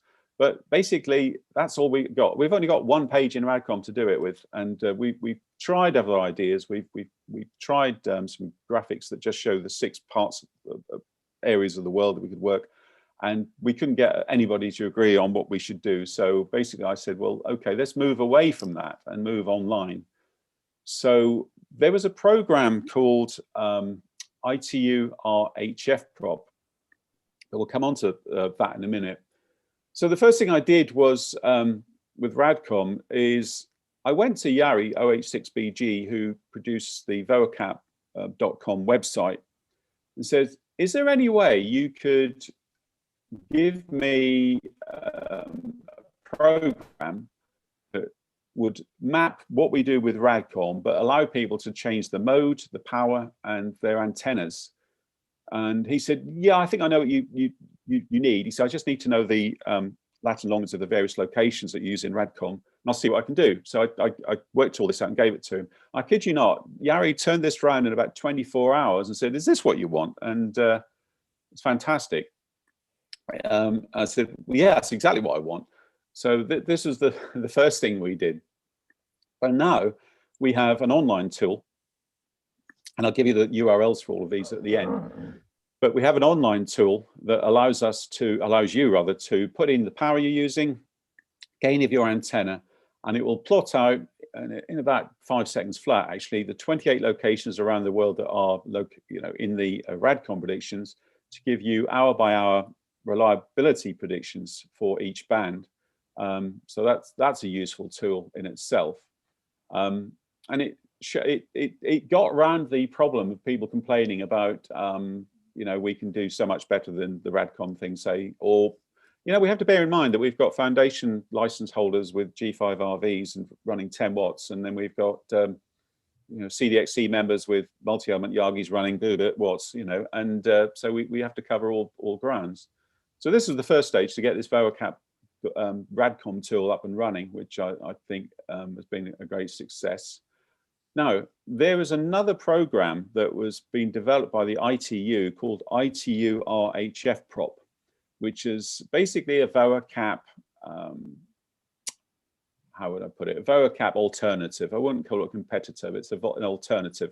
This was produced in 2015 by the ITU, and it's had a lot of research gone into it, and a lot of very high-powered scientists have put work into ITU RHF Prop, and it's been tested on, I think it's been tested against a database of something like 15,000 contacts to check its accuracy. So we have an alternative to VOACAP that we can use as well. Anyway, I went to James Watson, HZ1JW, I think that's his call sign, HZ1JW, James Watson, said, look, we've just done this with VOACAP. Could you do something similar with ITU RHF Prop? Which he did. So we have a ITU RHF Prop tool as well, RADCOM tool. So again, you can go to this, you can put in your mode, you can put in your power, put your noise level in, and where are you, and what sort of antenna you've got. And it will also come up with charts like this, showing the probability of basic circuit reliability, and likely signal strength as well on the 26, 28 locations. I can't remember if it's 26 or 28, but 2 of them we have long path and short path as well. So ITU RHF Prop is a great tool, but again, it only gave us basically text-based output, and so we needed to work on whether that could be made into a kind of a VOACAP type design. And again, Gwyn Williams worked with James Watson and came up with PredTest, which is the other tool that we've got as well. And so we now have 2 tools. You can use VOACAP online, or you can use ITU RHF Prop online using PredTest to actually come up with the propagation predictions that you want. For example, this is VOACAP online, which Yari, James again, and Juho actually worked on. So again, you don't now need a PC. You don't need to run this on a PC. You can run this on a tablet. You can run it on what you want.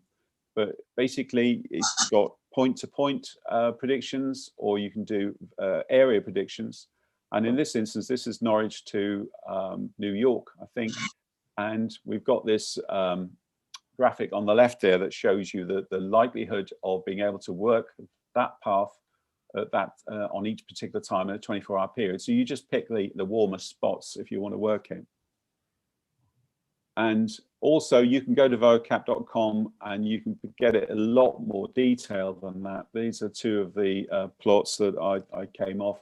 What I would recommend if you use vocap.com is play with it, really play with some of the tools that are there and work out which ones you want to work with, because there's an awful lot in there. And by clicking along the bottom, there's a bar along the bottom with the various tools that are available, you'll find the ones that work for you.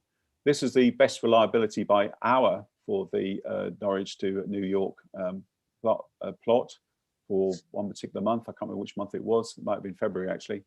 But yeah, we can now do this kind of thing in seconds. And this is a coverage plot for vocap.com now. But again, you can vary the accuracy of this or the amount of detail, depending on how quickly you want it. That's I think that's a plot of propagation from middle of the US from memory.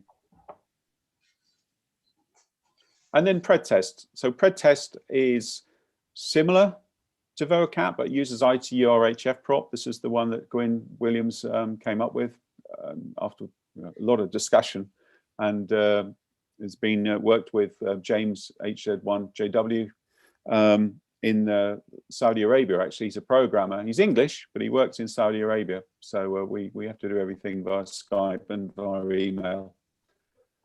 But this is the kind of plot you can get. So this did give you a quick example of how you could use this. I mean, I need to South Dakota for my Work Tool States award. South Dakota isn't that hard to work. It's just there's hardly anyone in there. That's the problem. So for example, then we're going to do a PredTest plot across the Atlantic. So we put one of the stickers on the UK, and we put the other one on South Dakota, and then we run it and we get a chart like that. This is run with PredTest, and you can see there 1400 hours UTC. There seems to be a slight improvement there in propagation at around about 20 megs. Sorry, 14 megs, 20 meters. But one quick trick on this is obviously why not whack up the power and gain?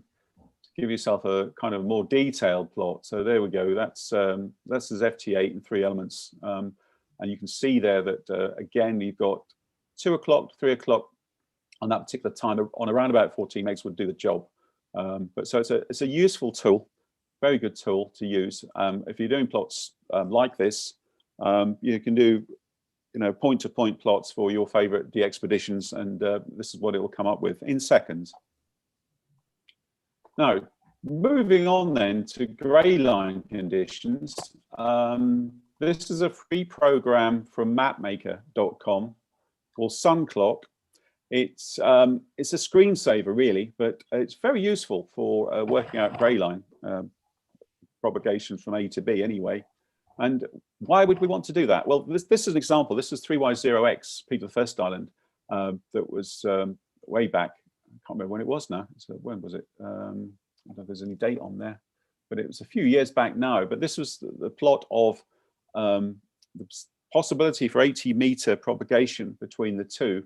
And what I've shown you there is the sunrise really along this edge. And these are the times when these stations worked 3Y0X. And you can see that all along the time of sunrise. And I recalculate it for Norwich and recalculate it for Eastleigh to show you that the sunrise is obviously a little bit later in Eastleigh, and you can see how they all congregate on that sunrise time. So that's why grey line is so important to be able to work. So just lastly then, before we get on to questions, why is HF propagation so complex? And I think this graphic says it all really. There's so much going on. We've got the sun, obviously.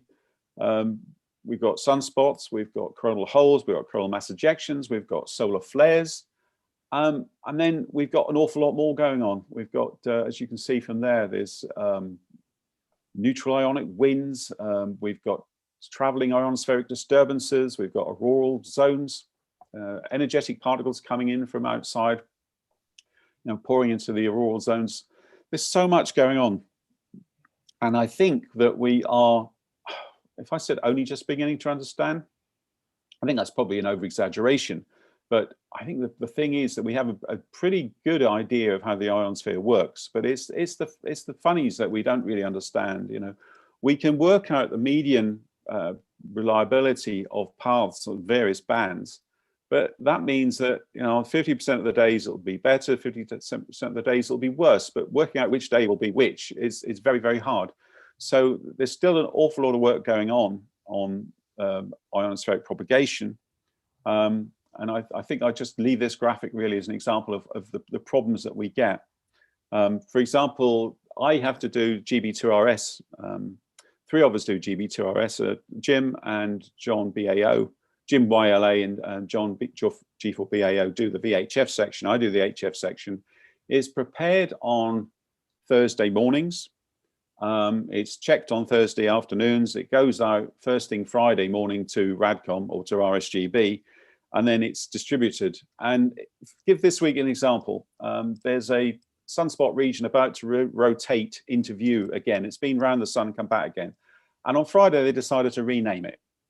It was something like 2217. It's now 2222, I think. But in GB2RS, I call it by its original name because I had to do it on Thursday. But by Friday, they'd renamed it. So that says it all. And sunspots appear out of nowhere. We have plage regions, which we can potentially see there may be a sunspot there. But 2 days later, it may be a sunspot, it may not. So it's very, very hard to predict what's going to happen in a week's time, from when you've got a situation like this. So there we go. So I think this is a summary of the programs I've talked about today. So we have PropQuest, which is the FOF2 critical frequency chart that Jim G3YLA has developed for us, which is very useful for working out NVIS or near vertical incidence skywave. What's the best band to work around the UK? We've got PredTest, which was G4FKH's, Gwyn's program, which is the ITR HF powered predictions. James Watson then went off and did his own thing. He took what he did for PredTest and developed it in a different area, and that's called Proppy. And so that's at southbites.asia/Proppy. There's no falling out. We still all get on very well, but it's worth looking at because he's taken it in different directions as well. We've got the vocap based ones as well, vocap online. And then just lastly, at the bottom there, I've got an hourly at a glance vocap set of predictions on my site, which is shortcutted www.rsgb.org/G0KYA. And that's every band for every hour for every month. I can't remember how many, it was 216 graphs every month from memory.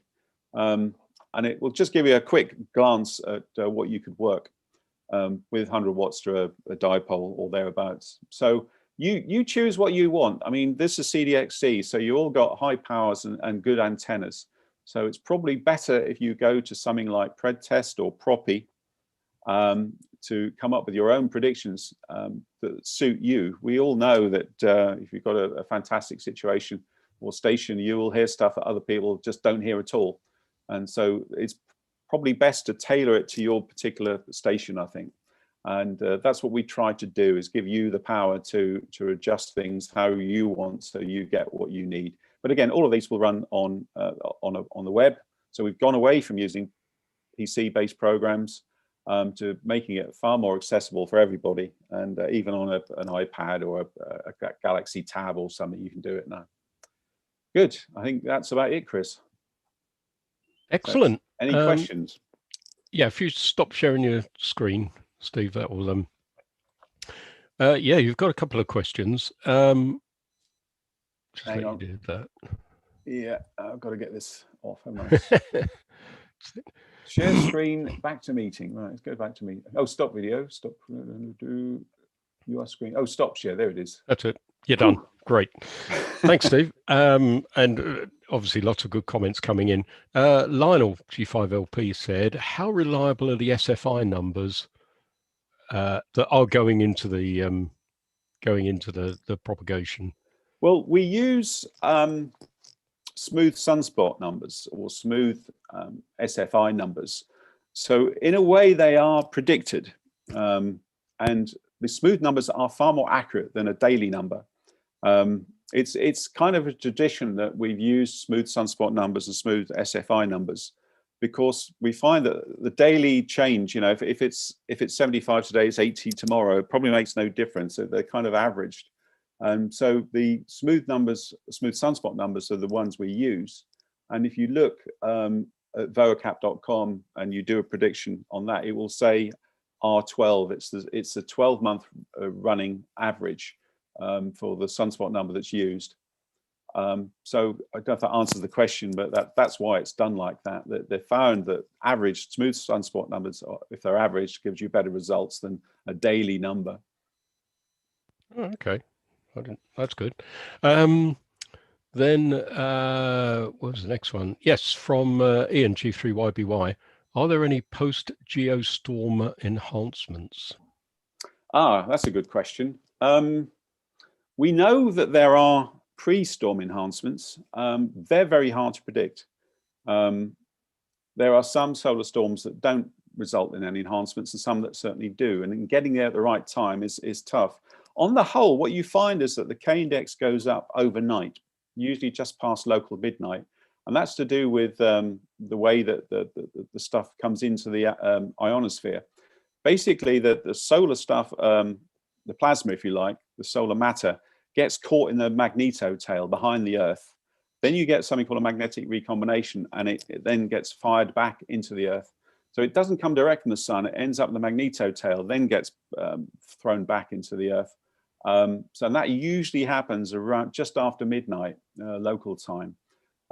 So that is not a very good time for HF propagation, to be honest. I mean, if it happened during the day, we'd be laughing. But yeah, we've certainly noticed pre-storm enhancements. Post-storm enhancements, less so, I think. And we all know we know that the maximum usable frequency and critical frequency goes down when you get a geomagnetic storm. That's pretty, and you know, it takes a while to recover. It can take a day or so to recover if you've had a really bad storm. Not heard of any post-storm enhancements. I've not really seen any. I mean, I'm sure other people might say, yes, we see them on a regular basis, but I certainly haven't seen them. And they're very, very hard to predict. Okay. Yeah, interesting. Probably the last one because of timing. Tony G2NF says, why not use the BGS data for K-index as it's UK based? Yeah, that's a fair comment. I think we generally use the planetary KP index because a lot of the data we're getting is from the States. Also, a bit like the problem we get with the Chiltern ionoson is that shows us what's happening above us, but it's what's happening elsewhere in the world that's also interesting, or more interesting, because it's not what's happening above the ionosphere in the UK that's important for most DX. It's what's happening in the ionosphere, maybe over the equator, maybe left or right. So we need to have more of a worldwide look at what's going on. And I think probably that's one of the reasons why we don't use local K index data. I mean, again, we use a planetary one. We could choose local K index data as he suggests, or we could use Alaska or Colorado, but we go for a planetary one as a general idea of what's actually going on around the world. So that may be the answer to that one, I think. Okay. It's a good idea, though. Yeah. Well, I'll probably, rather than me sum up, I quite like the comment that's posted by Colin G3VCQ. Has to be the most interesting, yes, complex subject to cover, Steve. You did a great job. Thank you. That's very, very kind, I think. Especially talking to CDXC. Well, I think, yeah, and I just point out that not all CDXCs has got big beams and antennas, and Victor actually reminded the group that he runs 5 watts QRP. So, and as does Dave G3YMC, as we know. So, but it is probably the most fascinating bit of our hobby. It's the point that makes the difference between picking up your mobile phone and going on the air, and so I think that's great. Lots of good references there. So yes, Lionel has just said yes. We don't all have mega stations, no, and I think I think the takeaway from this really is planning is so key if you really want to do something. And you've always got to have someone at the other end. But I use it for the expeditions, and if only we had some to use it with. But yeah, great. So thanks very much, Steve. I guess we can all now show our appreciation with the hand claps. So well done. Thank you. Thanks. All right. Thank you very much. Okay. So what we're going to do now is take a break. And what I'd suggest is we're a little bit behind, but if we take a break until 4:10, for your entertainment, I've put together a few slides taken at previous sessions, and seem to have lost the spotlight. So I'm going to share my screen, or I hope I'm going to share my screen, and I will see you all back, whoops, in 10 minutes time. There, Chris.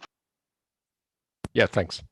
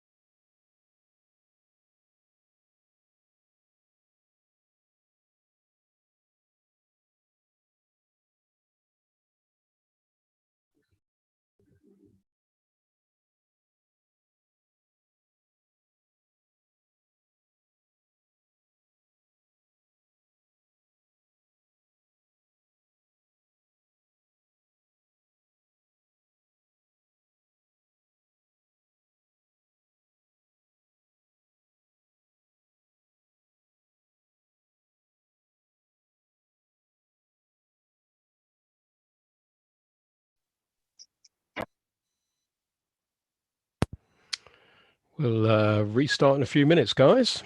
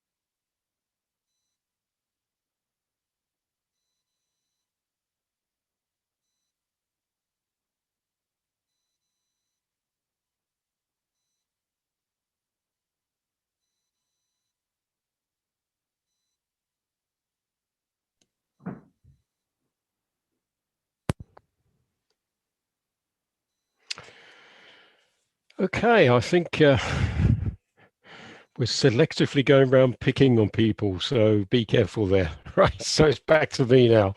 Right, I hope everyone's had had tea, coffee, a comfort break, whatever else you needed. So now we're going to head back in. I think we'd all agree we've just had two fabulous talks already. So now we're, whoops, that's showing up there. So just a bit of housekeeping again. Just a point, it seems that when we set up, we didn't actually enable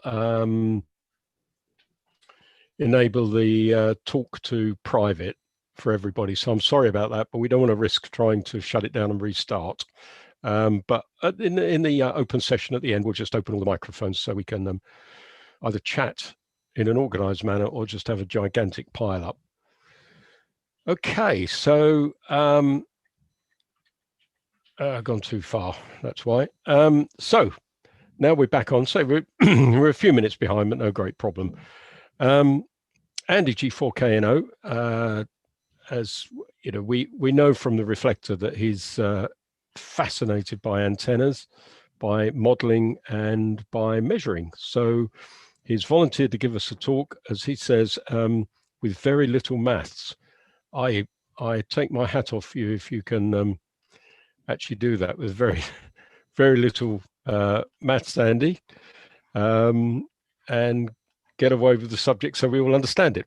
So with no further ado, over to you, Andy, for talk about measurements.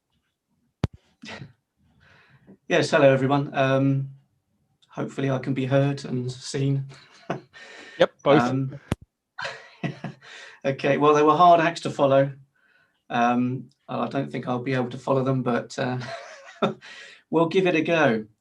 Yeah, I think volunteer was in inverted commas, but I'll do my best.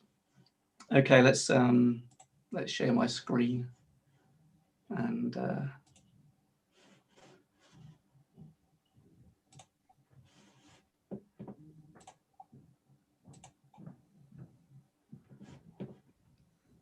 okay, so I think it's fairly clear that you know, more and more people are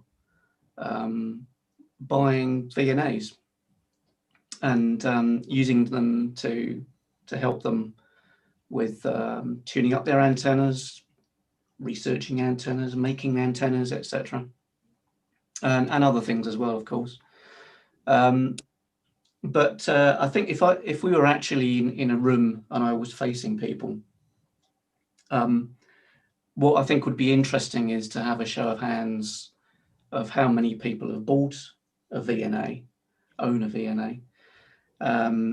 Sadly, I don't think we can do that here. But the other thing I was going to ask is how many people who've got those VNAs have actually used a Smith chart in conjunction with them, whether that's to display the results or to design some kind of matching network or whatever.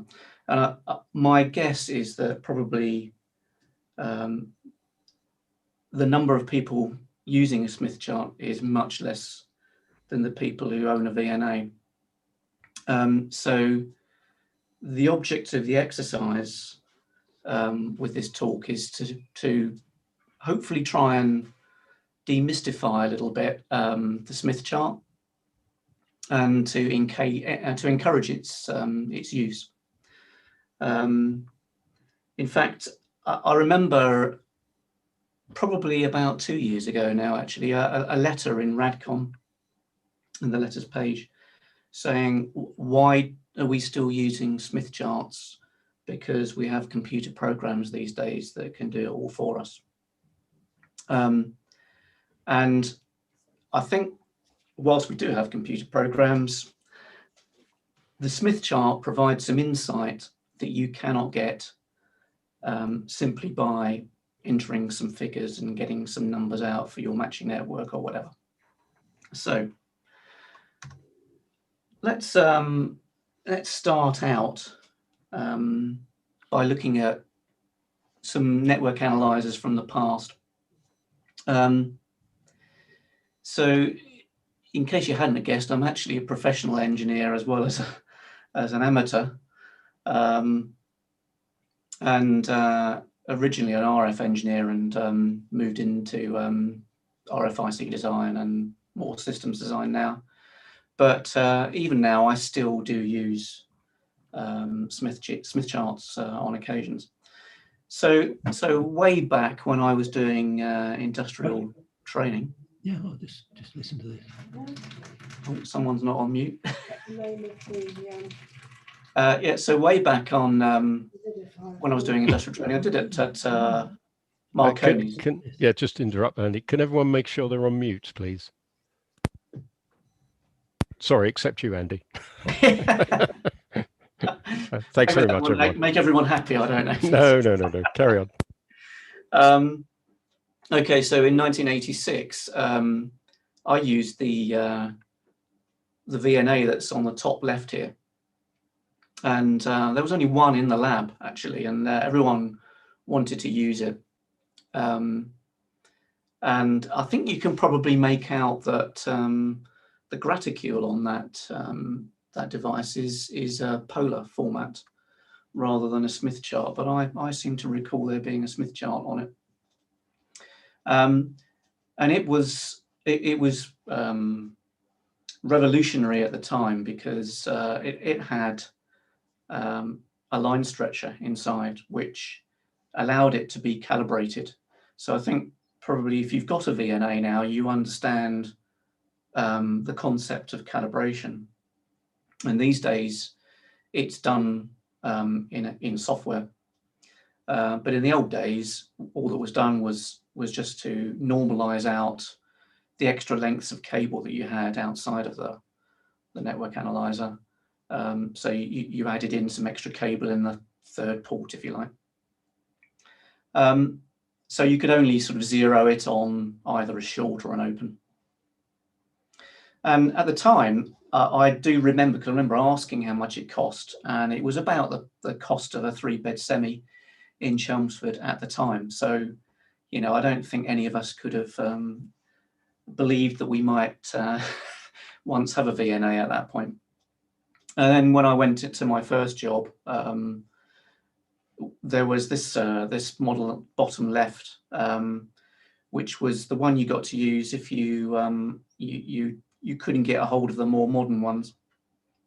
And that had no line stretcher in it. So you had to make sure that the lengths of the coax to the directional coupler, which is external, were the same length. So a bit fiddly to use. And as I say at the bottom, you know, I think at that point in time, I don't think any amateur could have expected to get the use of these other than borrowing one in a professional lab. So if we fast forward to today, well, I say today, I actually created this slide over a year ago now. there are quite a few different models of VNA available to the radiometer, and they won't break the bank. I myself have a mini VNA. The mini VNA up in the top left there, that's a mini VNA Pro, but I think there's also a mini VNA Tiny now. I've got one of the old ones. Mine's more than 10 years old now, I think, and I still use it. And at the time I bought that, it was about 300 quid, I think. And then there are some more modern variants. So I think MFJ have got into the game. You could see one there. That's a Rig Expert in the middle right, which you can see has got a Smith chart on the display on that particular one. I think that's one of the higher end ones. I think they're also up around about the 300, 400 quid mark. I'm not sure exactly, but that kind of level, still quite expensive. And then there's the Nano VNA, which has been a more recent thing that's arrived. And I haven't got one of these. I know lots of people in CDXC have been buying them. So it'll be interesting to hear people's experiences with it and how they get on with it, whether they think it's good or bad. I was planning on getting one, but it's difficult, always difficult justifying buying new kit when you've got something which already does the same thing. But at some point I will, and you can see that's got a nice Smith chart display on it as well. I didn't mention actually on the front page that that's a Smith chart, so I think you can probably guess that that's the type of display you're looking for. So why are they cheaper, I suppose, is one of the questions you might ask. And I think some of the reasons for that are that, so you need generally a source as part of your network analyzer, something which generates a CW signal. And you need to sweep that signal generally. So the availability of DDS sources where even the VCO is integrated on chip, they've become more commonly available quite cheaply. In the case of the mini VNA, which are one of the sort of earlier sort of variants of lower cost, let's say, VNAs, they use a log detector to measure the amplitude of the reflected wave, the forward and reflected waves. And that log detector is quite for its accuracy, is quite cheap. They also, out of that log detector, you can get a limited signal which you can use to get the phase. I think in the case of the Nano VNA, we're seeing the impact of low-cost SDRs. So apparently the Nano VNA is based on an SDR. You would still have to create a CW source, but you can receive the reflected, forward and reflected signals in your SDR and also get the phase information.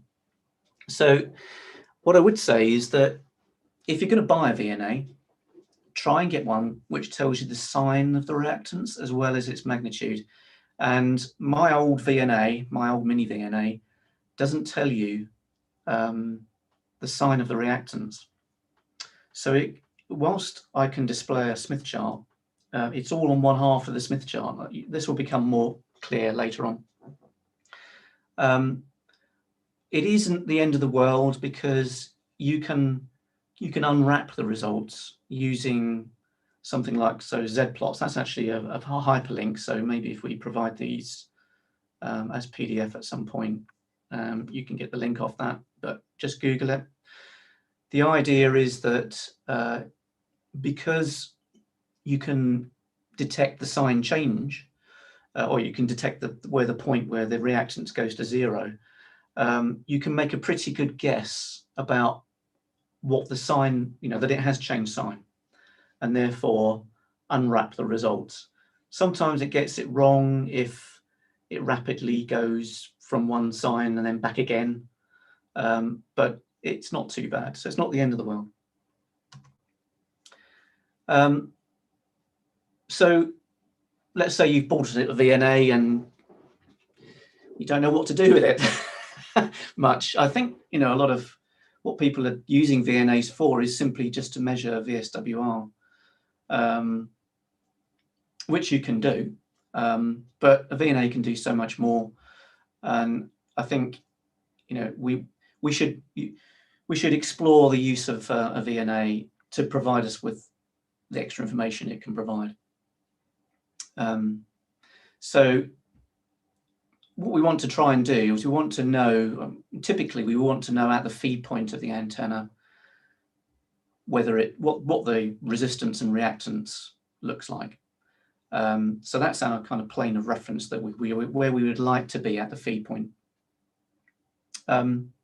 So if you've got, you know, just a dipole or something and you're using it on one band and it's full size, it's probably going to be quite close to 50 ohms at resonance. So if you just used a VSWR meter, you're probably going to, that's all you need really. You just tune for lowest VSWR. You could have used a meter instead of a VNA.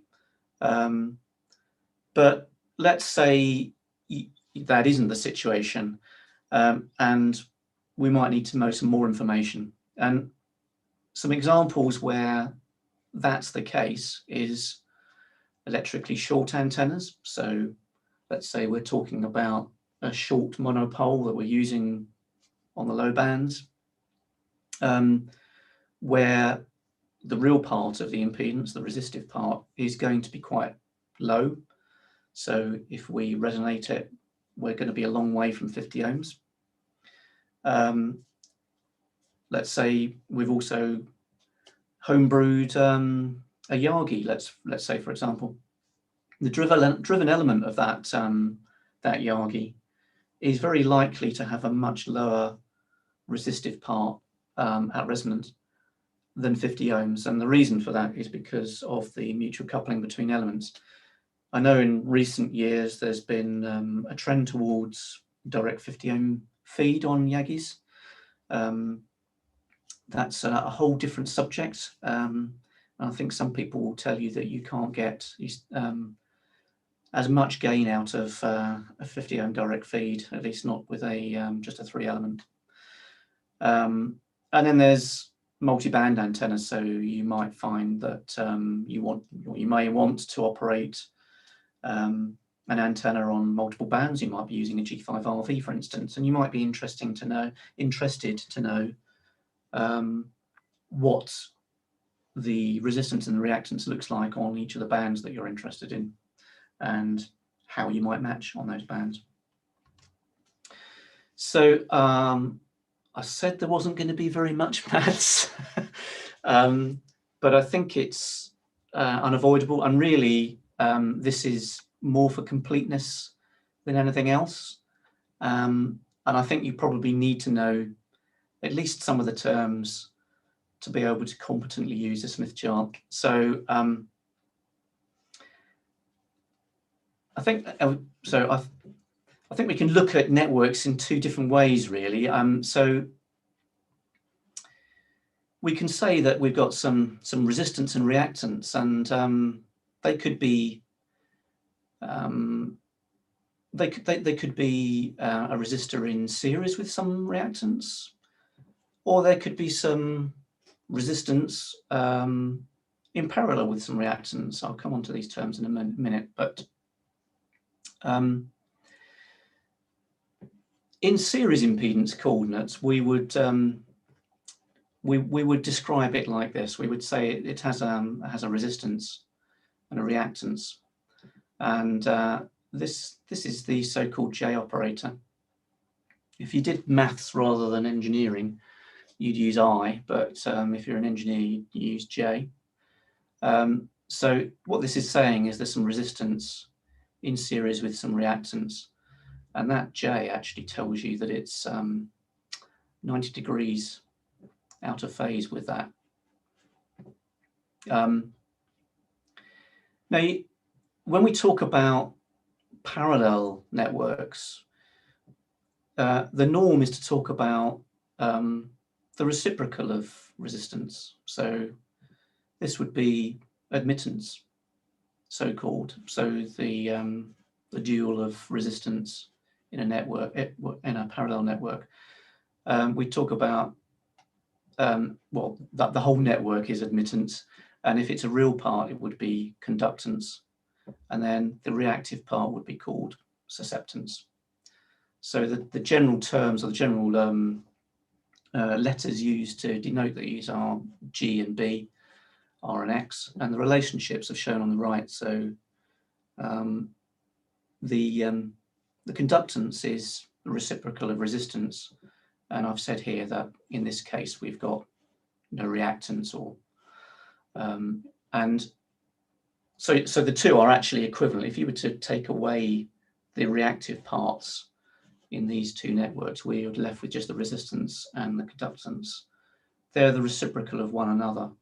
And the same is true if we were to get rid of the resistor and get rid of the conductance, then the reactance and the susceptance would be the reciprocal of one another. But there's something to note here, that actually there's a minus sign here.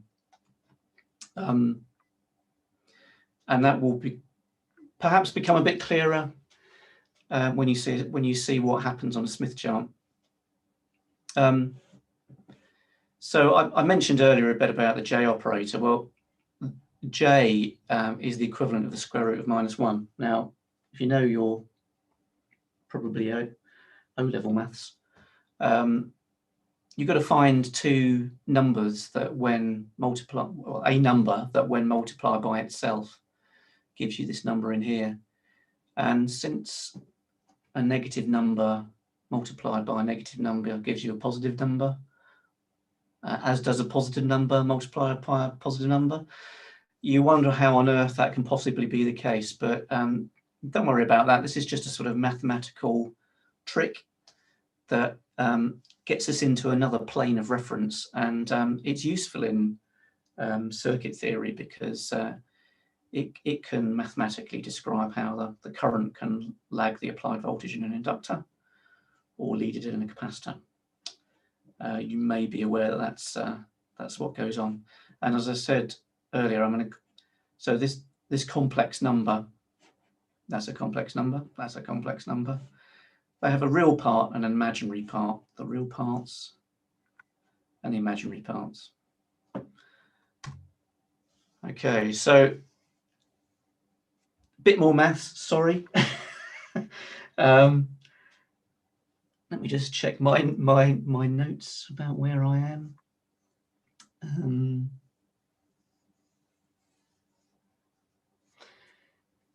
Yep, so actually, I remember that Peter, actually 3RZP, did an article in the digest that explained this very slide. So you could go back and have a look at that digest article, but I'll explain a little bit more here. So I want to stress the importance of the series parallel equivalent. So if I just go back to the previous page, you can actually say that these two networks are equivalent. You can either express a network at a single frequency as a resistor in parallel in series with a reactance, or you can say it is a conductance in parallel with a susceptance. They're the same things. So because we know that the admittance, which is denoted by Y, is the reciprocal of the impedance, we can say that it's the reciprocal of what we had on the previous page, so the R plus JX that we had here. And we know that that's equivalent because we're saying they're equivalent networks. It's equivalent to G plus JB. So what we can also say is that because G is the reciprocal of a parallel resistor, and it's also the reciprocal, negative reciprocal of a parallel reactance, we can do a little bit of complex algebra to work out that actually the value of that resistor that's in parallel is the original series resistance, and it's made bigger by the magnitude squared of the resistance and the reactance. And it's the same story with the reactance. So what does this say? Well, this says that I can transform a series resistance to a larger value of resistance, but now it's in parallel. And what I end up with, I could do that with some series reactants. Yeah. So I add some series reactants to some series resistance, and it looks like a larger parallel resistor in parallel with something similar to that reactance. So what I can then do is add some reactants of the opposite sign. So we might say have a series R and a series C. And then if I add a parallel L, what we can do is cancel the net parallel reactance. And what we've done is gone from a smaller resistor value to a larger resistor value. And in fact, this is the basis of all impedance matching networks. They all involve series followed by parallel elements, or parallel followed by series elements. So that's something to bear in mind, that matching always involves, or matching from one real impedance to another real impedance requires those series shunt or shunt series networks. So in the knowledge that we can do matching this way, I think you could do all of this mathematically, but it's time consuming, it's error prone, it's particularly to the uninitiated, easy to make errors, etc.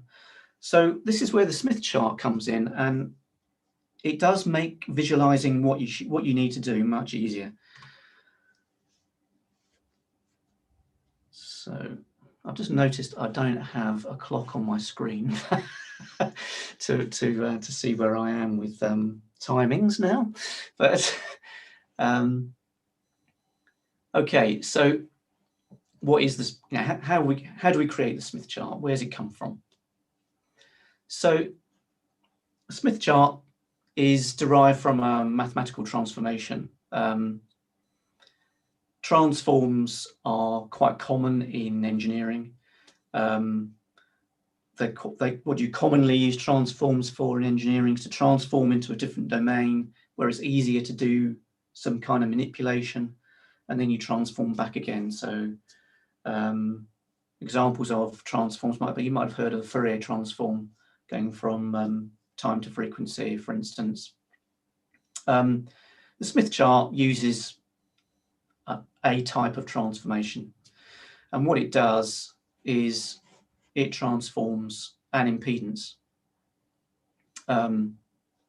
to a reflection coefficient denoted gamma.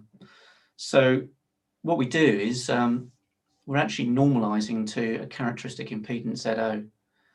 So that would normally be 50 ohms. So you get your impedance, and that impedance could be complex. So it could be resistive and reactive. So, and because it's in impedance form, it's going to be an R plus JX type of format. So if I were to, actually, I'll come back to that a little bit in a moment, but the reason kind of linear plotting of resistance and reactance is problematic is demonstrated by the notional graph on the left here. So we could plot resistance on this axis here, and we could plot reactance in this direction on the y-axis. And if it's inductive, it's going to have a plus J sign. So plus, it's going to have a positive reactance sign. So inductive half on this side and a capacitive half on this side.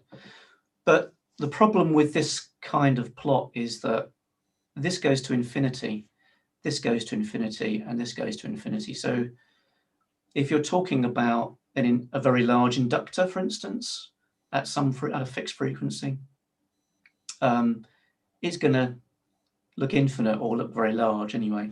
Or you might have a very small capacitor and it also looks like a very high reactance, goes off to infinity. So why is that a problem? Well, I think that's a problem because when you talk about antennas or transmission lines, we quite commonly see short circuits and open circuits. So these 2 points here, and indeed these points here, because they also represent open circuits, you know, you're going to need a very big graph, for instance, to see what's going on in certain areas. So this transformation maps 0, so a short circuit, to this point on the Smith chart, and an open circuit to this point in the Smith chart. But what's interesting about this is also that the infinite reactance, positive reactance point, and the infinite negative reactance point are also mapped to the same position. 50 ohms is mapped to the middle. So the Smith chart is actually a kind of normalized plot. So I mentioned normalization here, the ZO. So when you put 50 ohms in here, this is where 50 ohms would be. And quite often you see Smith charts actually with a resistance marked in here as 50 ohms because they've denormalized it for you, if you like. So the other really important point to note is that this half of the Smith chart is capacitive and this half is inductive.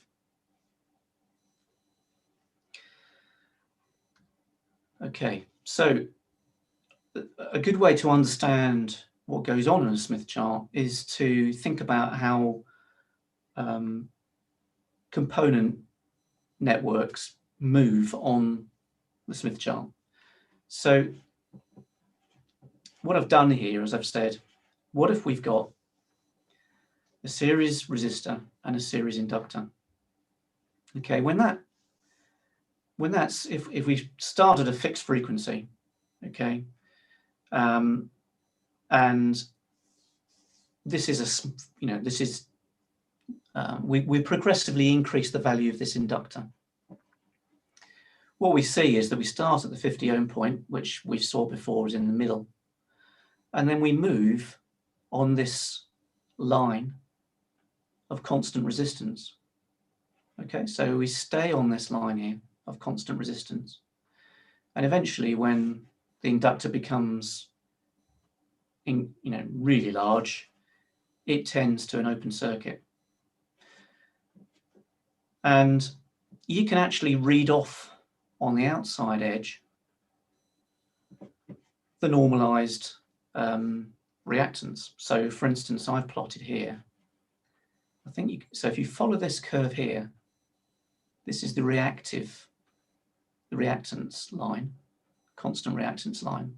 So at this point here, you can probably just about say that, that's a 1.0 figure. So that's at that point there, that's the same characteristic impedance as the characteristic impedance of the Smith chart, which in this normally would be 50 ohms. So that's 50 ohms of inductive reactance.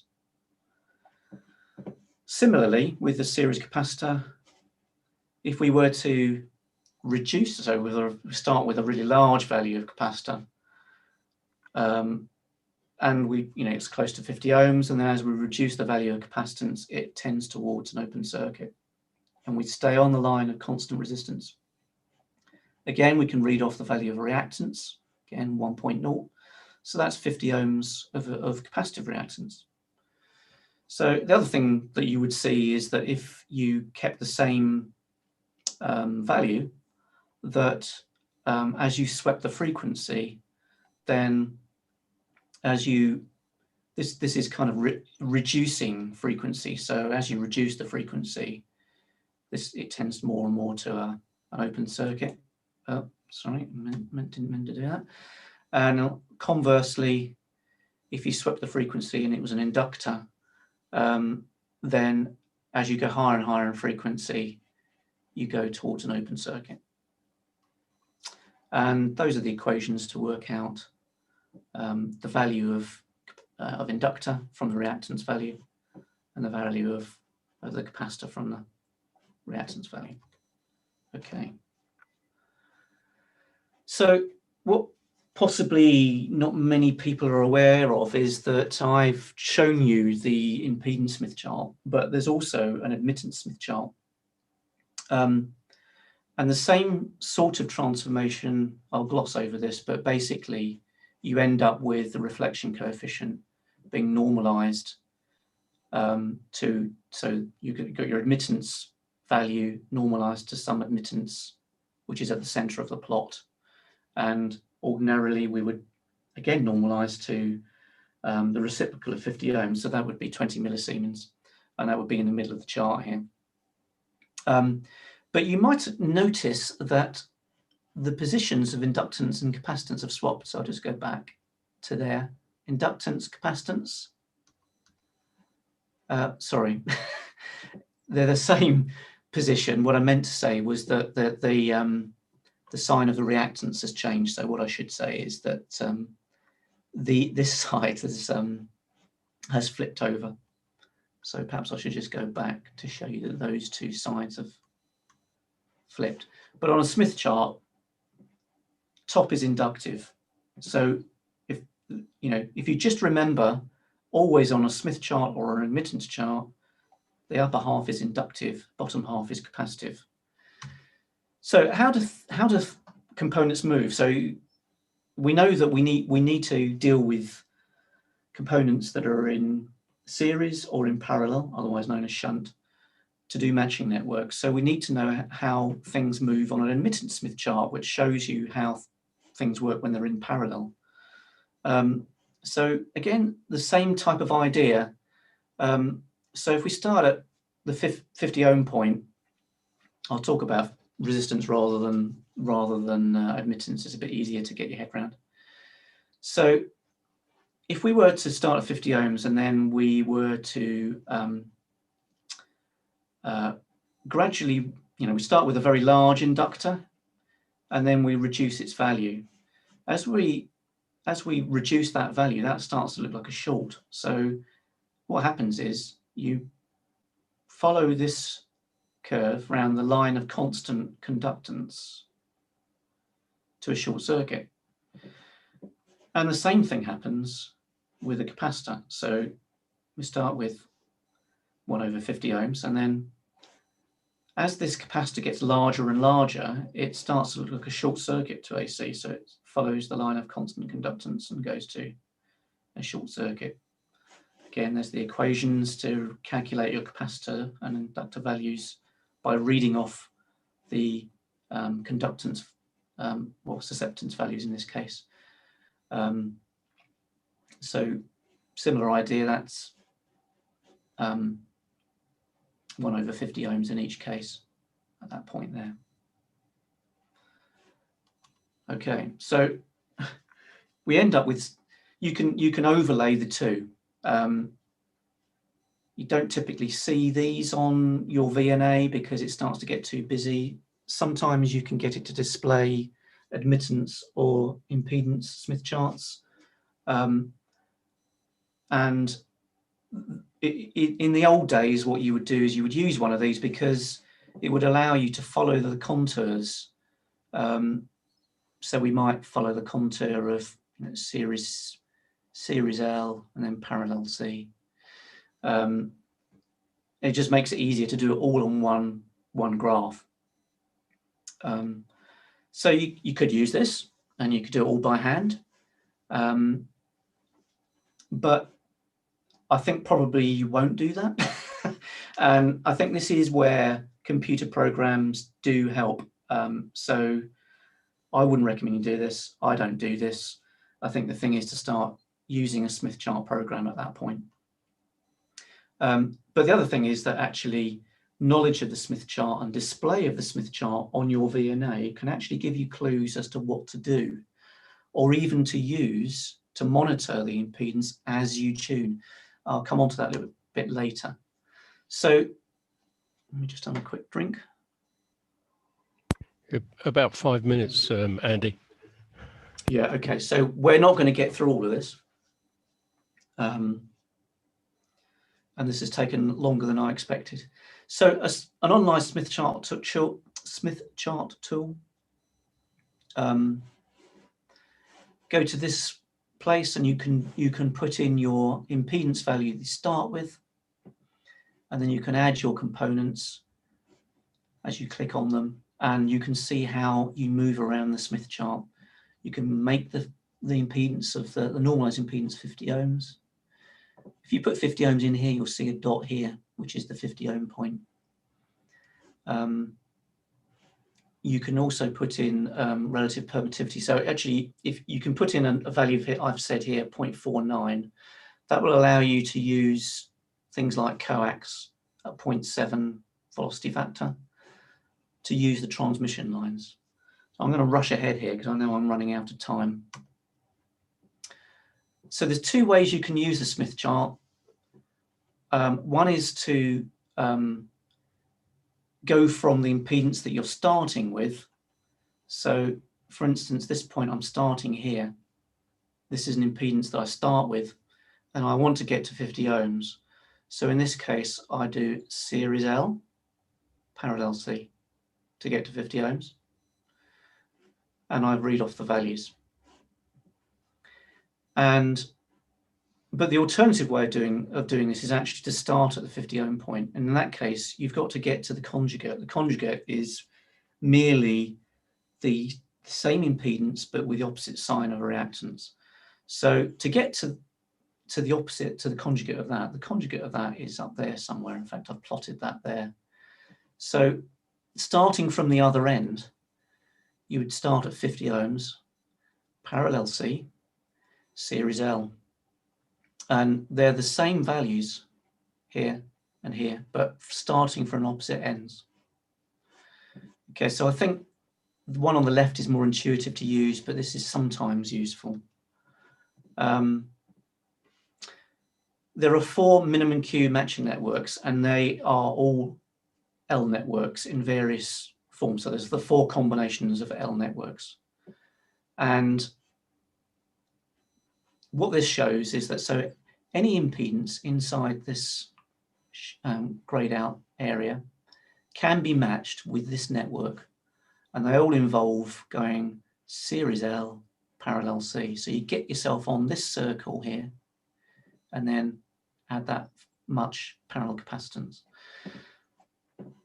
Alternatively, we can use this network, and then it will match. So series C, parallel L gets you to 50 ohms. And then the alternative, so there's 4 combinations of these. You can do the same sort of thing. So in this case, we can match in this area. We can start down here, and then we add parallel L, brings you around here, series C. And lastly, parallel C, and then series L. Sorry, I went the wrong way that way. Series, parallel C, and then series L. I'm rushing. Okay, transmission lines quickly. So if you've got a 50 ohm transmission line, it will move in a circle clockwise around the 50 ohm point. So if you started at 10 ohms, you would get rotated round to this point here. What's that? That's just above 200 ohms. And the one I've plotted on the right here is interesting because this is 70.7 ohms. So that's the geometric mean of 150. So you might recognize this as a quarter wave transmission line transformer that goes from 100 ohms to 50 ohms. Okay, so I'm conscious, Chris, that I'm going to run out of time, and I've probably had the 5 minutes you've already asked. So, well, what do you want to do, Chris? Yeah, how much more you got, Andy? You can have another 5. Yeah, okay. It's quick. Okay, well, I won't finish, but it's probably interesting for people to look at. I won't go on to the case study at the end, but it's probably interesting for people just to look at what basic antennas do on the Smith chart. So I plotted this from 4NEC2, which is a free NEC2 modeling program. And this is an 80-meter monopole, actually. And it can display Smith charts. So what I've done here is take a 20.6 meter monopole over ideal ground, and I plotted it over 1 to 13.7 megahertz. So what happens is at very low frequencies, it's tending towards an open circuit. So obviously if it had 0 length, it would be open circuit. Then as you increase the length, it starts to look just like a capacitor. And then it looks less and less like a capacitor until it becomes resonant. And at that point, it's about 36 ohms or so. And then when you go above that frequency, it's starting to look too long. It's more than a quarter wavelength long. And the real part increases. So you can see it's actually moving to the right on this axis, the resistive axis. And it's going back towards an open circuit. So obviously we know that at a half wavelength, it starts to look like high Z again. But then it carries on again and it comes back to an even higher impedance when it becomes resonant at 3/4 wavelength. Sorry, 3/4 wavelength. And so on, and that spirals inwards, actually, because it starts to look more and more like an infinite transmission line. Okay, and then a loop does something opposite to that, because if you start with a loop at very low frequencies, that loop looks like a short circuit. So it starts over here, and then it circles around here, and it starts when you get to the point where it's half wavelength long, it becomes an open circuit. And then as you get further and you become full wave, so like a quad loop, you now see it become resonant again, becomes resistive only, no reactance, and it has an impedance of about 100 ohms. And I think we will recognize that as the impedance that we would see for a quad loop, a single element quad loop.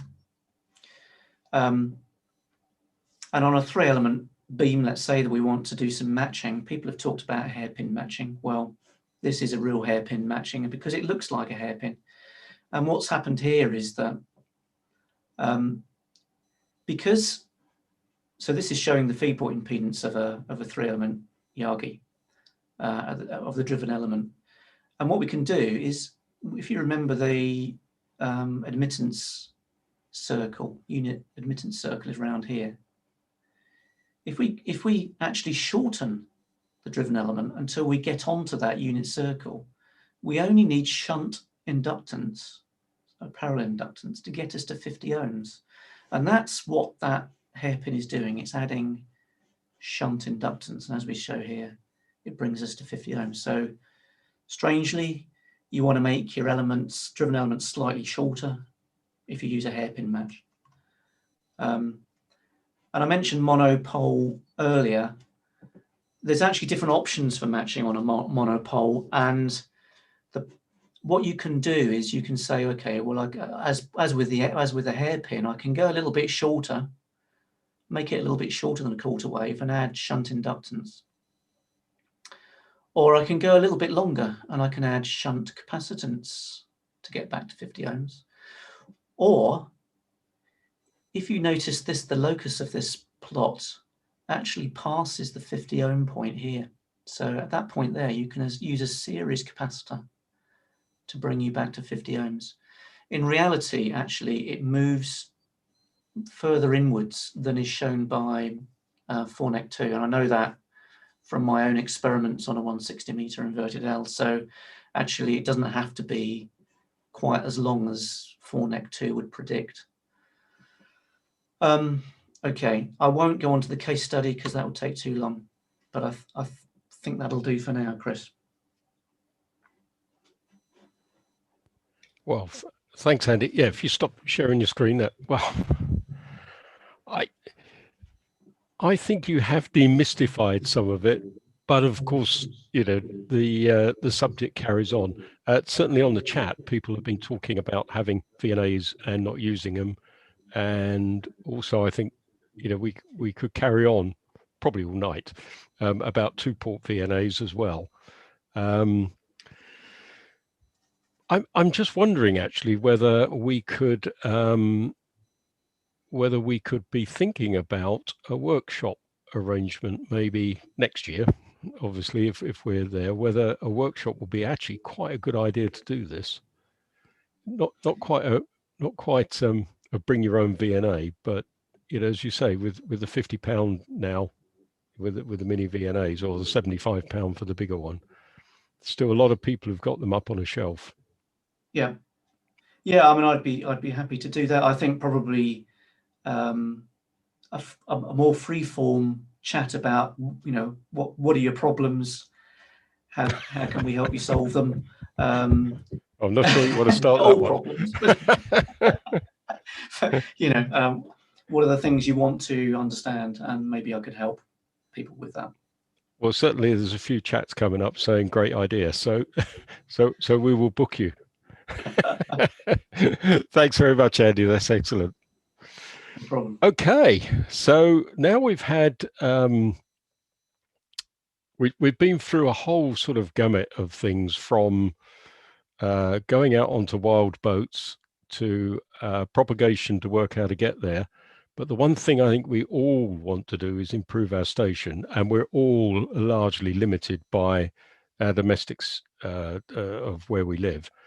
But David G3WGN has actually, I'm going to say, solved that. Maybe we should just wait a little bit.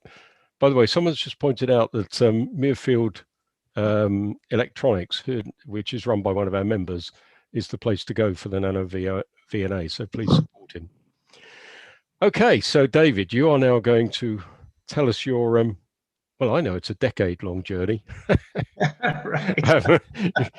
you might have been planning it longer. Actually, yeah, it's been planned for multiple decades, but we'll get to that. Yeah. Okay, so over to you, David. Okay, well, good afternoon, everyone. Tail End Charlie here, and hopefully I can inspire some of you with the journey that I've been on. Let me try sharing the screen first and foremost so that we can actually get into the presentation. Okay, share that screen. Is that showing up all right? Just coming now, Dave. Right. It's there. And I'm not seeing it, which is which is not helpful. No, that's okay. We can see it. You can see it. Okay, I've got it now. Here we go. Yeah, you're not quite in presentation mode, though. You're not in slideshow. No, I'm not in slideshow. That's okay. Right. Yeah. Slideshow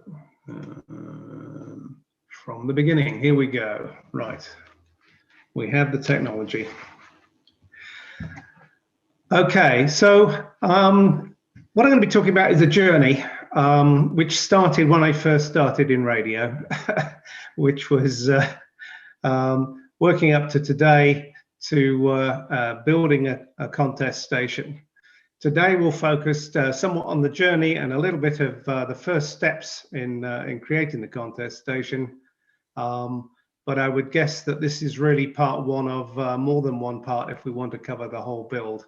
As many of you will know who've gone down a path similar, there's an awful lot to building a new station from scratch. So where did we start? Well, you know, I had a dream way back, and they even named a radio station after me in the 19-teens, WGN, Chicago, Illinois, with a 750-foot tower, which might be quite nice for some LF work.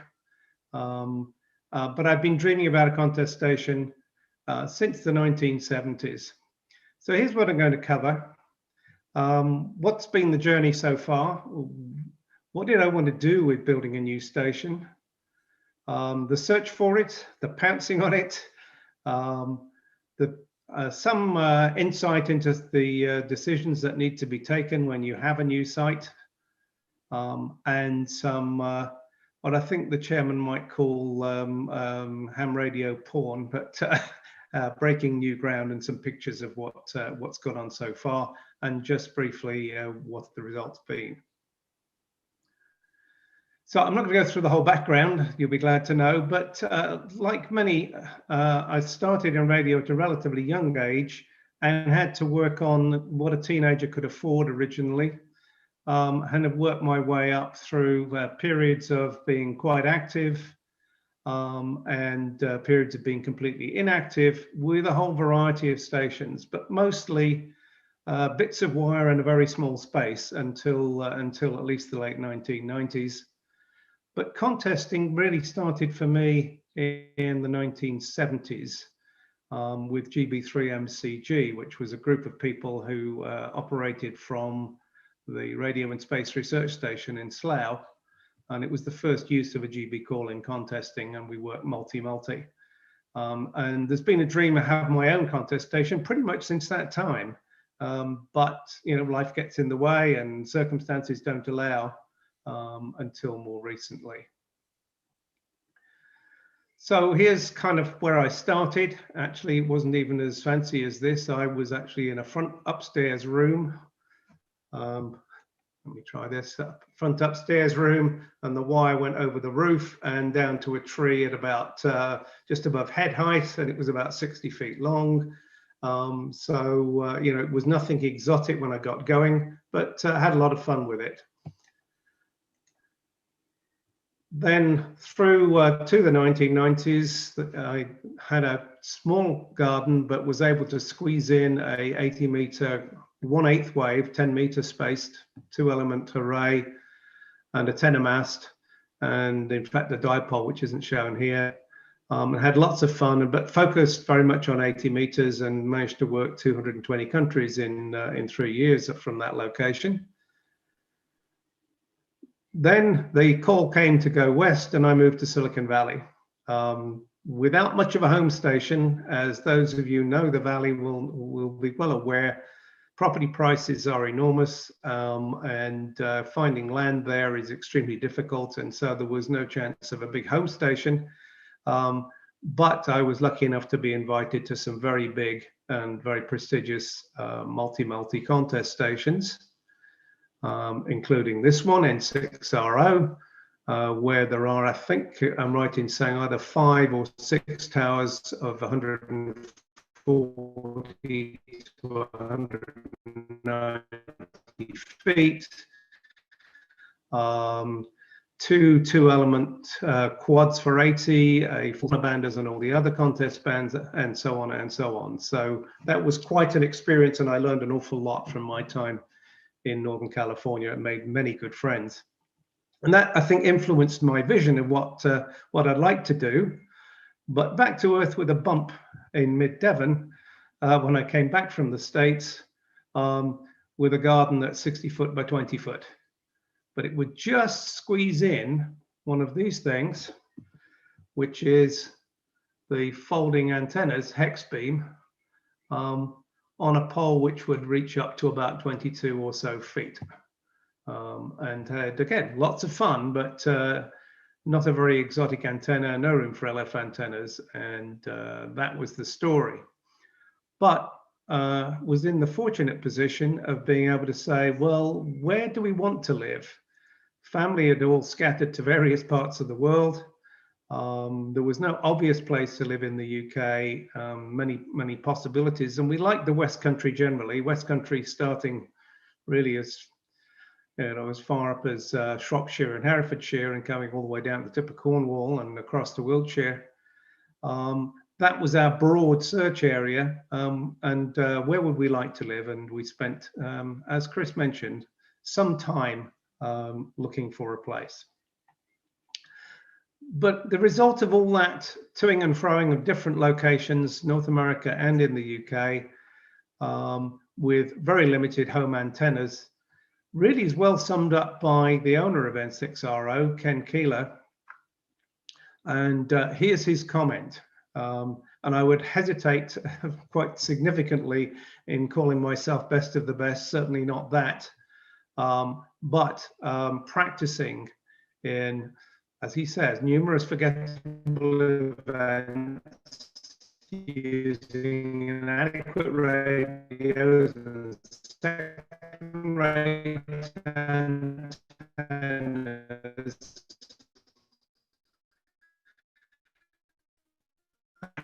overcoming the obstacles. Oh, we're losing you at the moment, David.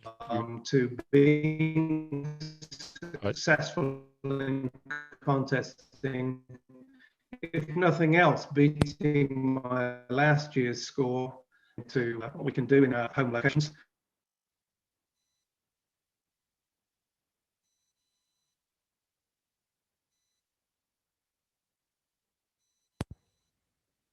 We seem...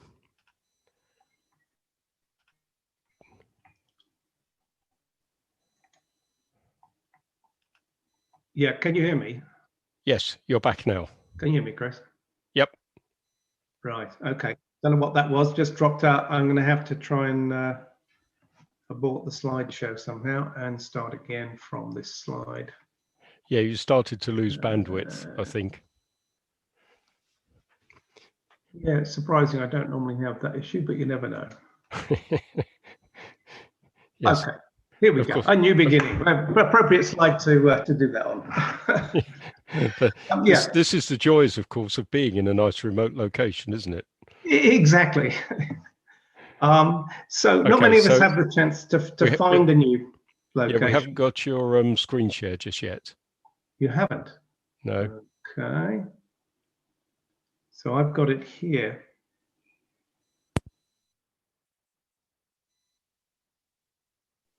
I think it's because your video is frozen at the moment.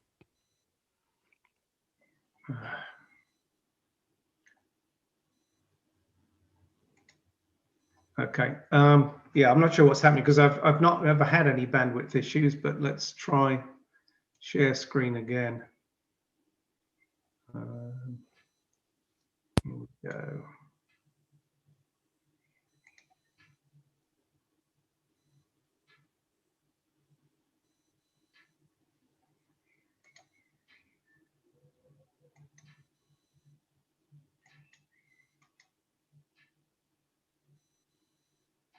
Chris, is David still spotlighted? Yes, I've been trying to spotlight him, but can't at the moment, Chris, sorry.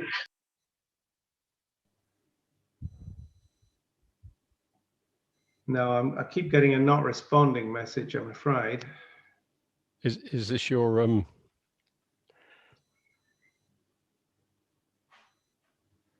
Is this your 4G link, do you think?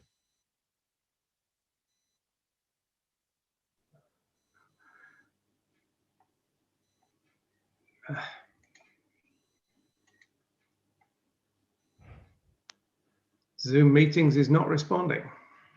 Do you want to log out and log back in again, David? Yeah, let me try that. That might be an idea. Yeah.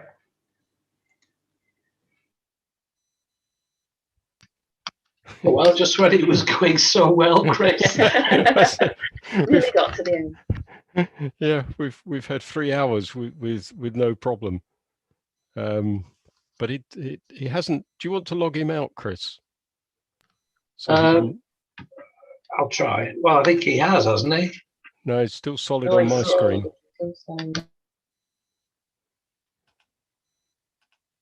Okay, I've gone back to gallery view, so we'll see what happens when he rejoins.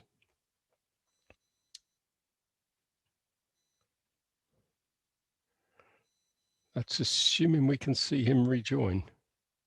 just come back. Yeah, on. I've got two Davids now on my screen, but at least we've got video from you now, David. So I shall Right, okay. spotlight you and hopefully, yep, there you go. You're back on. Okay, let's try it again. Share again and get rid of that one. Get rid of that. Share that. Oh, we're back in. Excellent. Again, I'm not seeing it yet. Okay. It took a little while last time, so let me bear with me a moment. You're lighting up the chat with people about bandwidth, BT, living in the sticks. Yeah. Okay. Can you see the slides? Because I can only see them on my local. Yes. If you go to slide view, you'll be okay. We can see them. Okay. And you're just on the new beginning one. Yeah. I'll continue then and see how we go. It's very frustrating. Right. So we're talking about. Do you want to go? Do you want to go to slideshow though? Present mode. Can you do that? Yeah, I can do that. But according to this, no, from current slide. Yeah, from current. Okay, that's great. Yeah. Back to you. Okay, let's go. At the new beginning might have begun. So what I was saying was that few of us can actually make a conscious choice to move house or pick a location where they like to live. It's usually driven by job or family proximity or whatever. We were in the fortunate position to be able to say, where is it we're going to live? And what will we want to do when we get there? Well, one of the things was build a contesting and DX station. So here are the goals for the new station. I wanted it to be competitive for both contesting and DXing. And, as my summary of my interest in the hobby is I like building things, but I also like operating and I also like DXing. So it needed to cover all those things. And I liked the continuous learning. So I knew there were lots of techniques and technologies that I hadn't learned. Not least, I'd never had a tower. So, a station with towers was going to be already a learning process. The second most important goal I had and have is to give back some of what I've learned and give opportunities to others, meaning having guest operators over running multi-single or multi-two contesting. I have no ambitions and no budget to build a multi-multi station, but at least have the opportunity to let friends and other operators that I get to know the opportunity to use it. Now, of course, the pandemic has put a big hold on that, but that still remains a goal. Wanted to have enough antennas, but there ain't no such thing. There's always a need for another antenna, but space for a good array of antennas. It needs to be flexible and it needs to be as automated as possible because as the years go by, the opportunity to make mistakes while operating definitely increases. Maintenance had to be simple, also bearing in mind the passage of the years. And one of the most important, if not the most important, follow Tom Taormina, K5RC's dictum. Is 3 decibels worth a divorce? Certainly not. So figure out where the limits of that are too. So let's talk about the search for the new place. We actually assessed, didn't keep account of that, but lots and lots of potential QTHs by mostly on the internet, but also word of mouth. And our search area, as I mentioned, was pretty broad in the broadly defined West Country. We actually studied, and my wife kept track of this, 82 possible locations, most of that done online. But we visited a proportion of those, and 12 made the shortlist at various times during our search, which, by the way, took about 4 years.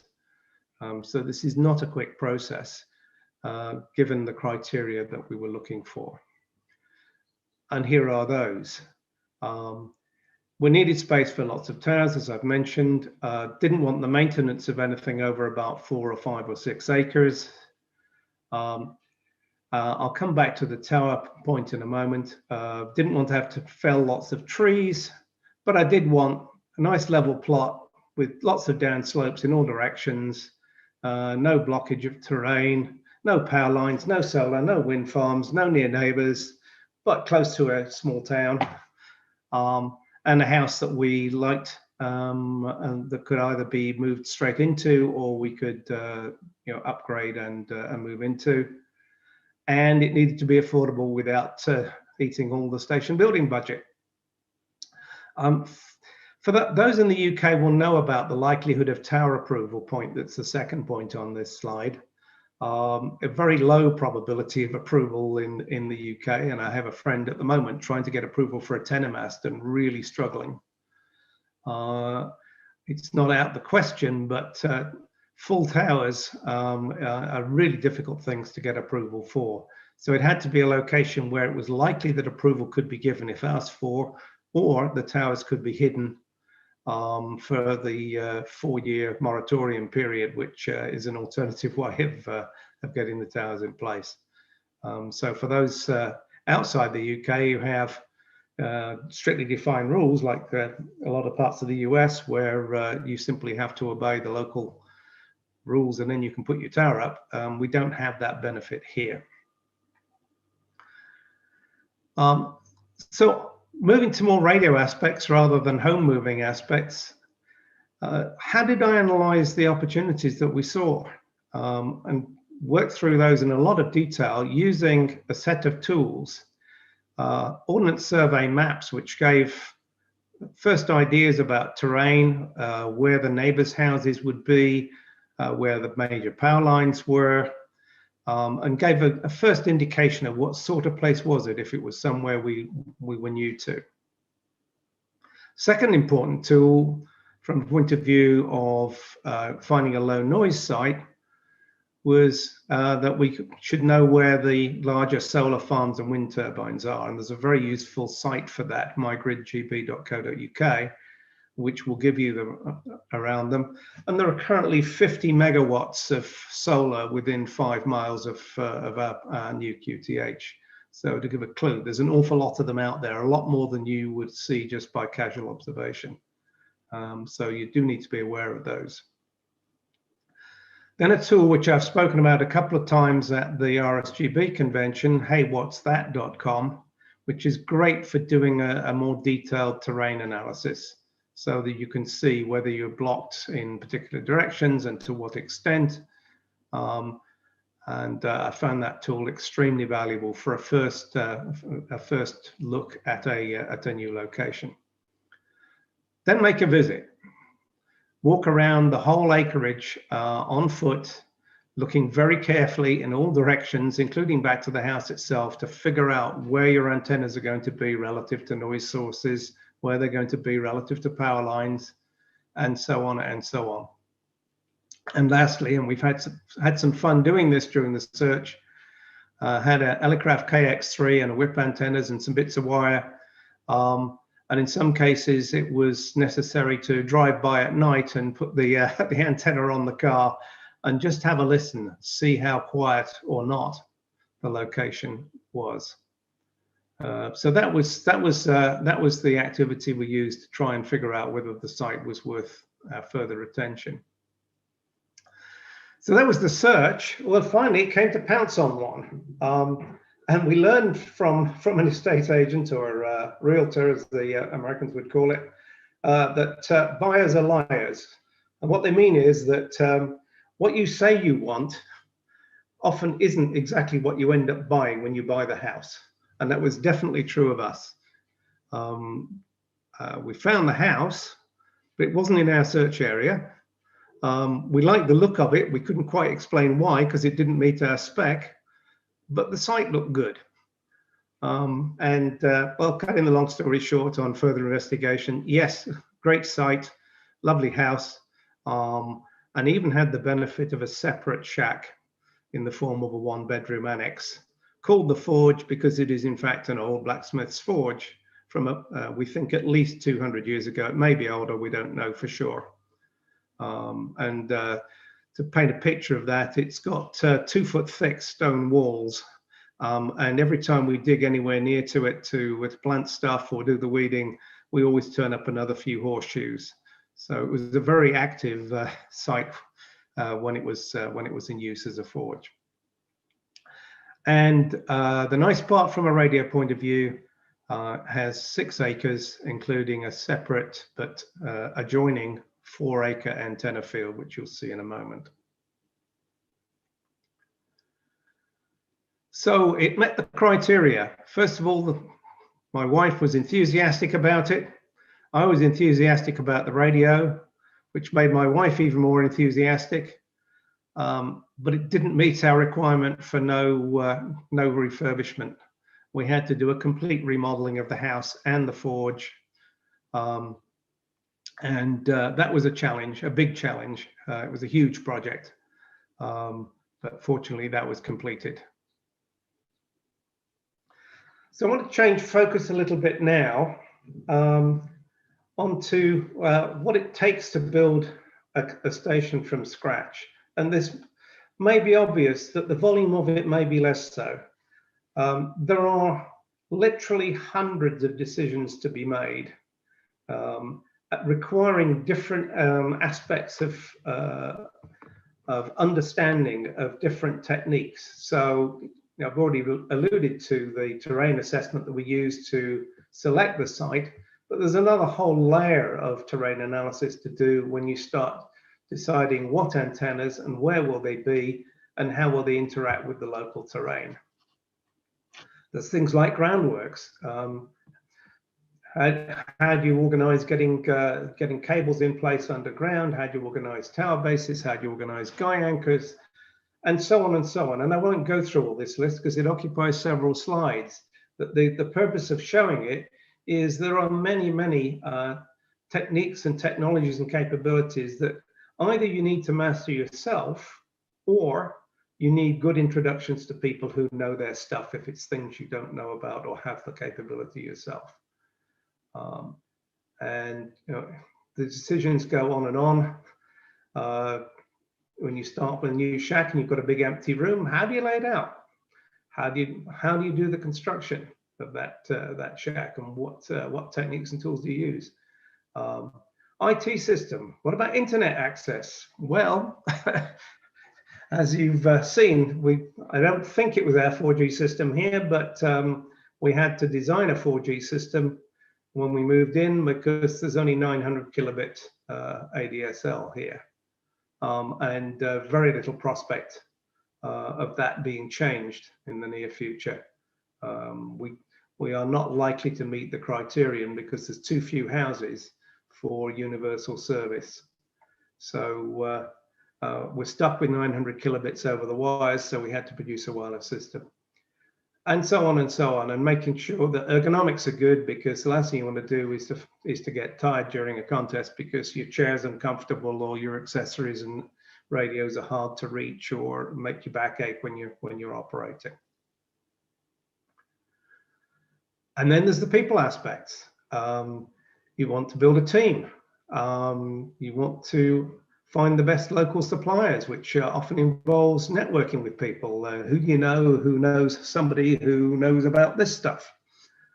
We're very fortunate in having G4 VTO just a few miles away from us here. So the machine shop side was taken care of. I'm not a mechanical engineer, far from it, but Peter has been really helpful in making things that I've needed to put the station together. And what about connecting with the locals in the area? We were completely new to this part of the world. And we were fortunate to arrive at a time where several people were thinking about reviving the former Dartmouth and District Amateur Radio Society. And I was invited in to be one of the founders of the Revive Society. And that was great for building a great network. And then when the pandemic came, it also meant we could support each other with daily nets and help out over the air throughout the lockdowns. And that's been very rewarding in both directions, the opportunity to support others. So here we are, we've selected the site. We've figured out that we need to know know a lot of people and know a lot of stuff to build the station. We've got some idea of what we want the station to include. Now what? Well, let me give you some more insight into the first steps that I took in building the station. And for those who don't know where the South Hams is, which is interesting that the area we chose is called the South Hams. That's the district that we live in. This little orange circle, let me highlight that for a moment. This orange circle here is the area we live in, right on the tip of the south of that. I've shown the conductivity map, the ground conductivity map, which shows that it's pretty average ground here. Nothing exotic or special, but also not poor quality. So I think we're fairly sure we're on an average ground conductivity location. And here's the site. So I'll give you some orientation here. This is the lane that we access the site through. I call it a lane because it's most places it's not more than one vehicle wide, but it is a through route between two towns, so it's fairly typical for the West Country. There's a neighbour here just off the edge of this Google Earth shot. There's a neighbour here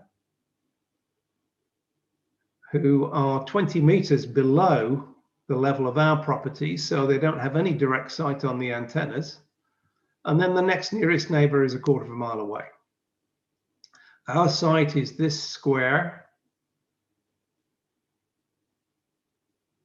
like so, with the house here, nice old 3-bedroom row of cottages pushed together to make one 3-bedroom house, done in the 1840s.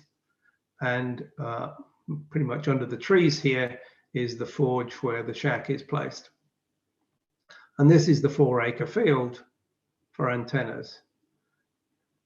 Now, that looks great, four whole acres to run antennas. And there, marked with those well, approximate circles shown on Google Earth, are the 2 towers that are currently in place. But what you can't see very easily from here, but you would see as soon as you came on site, is there's actually, excuse me, here we go.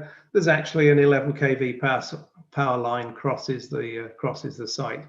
So no site is perfect. This is an extremely good site, but you have to live with managing around the 11 kV power line.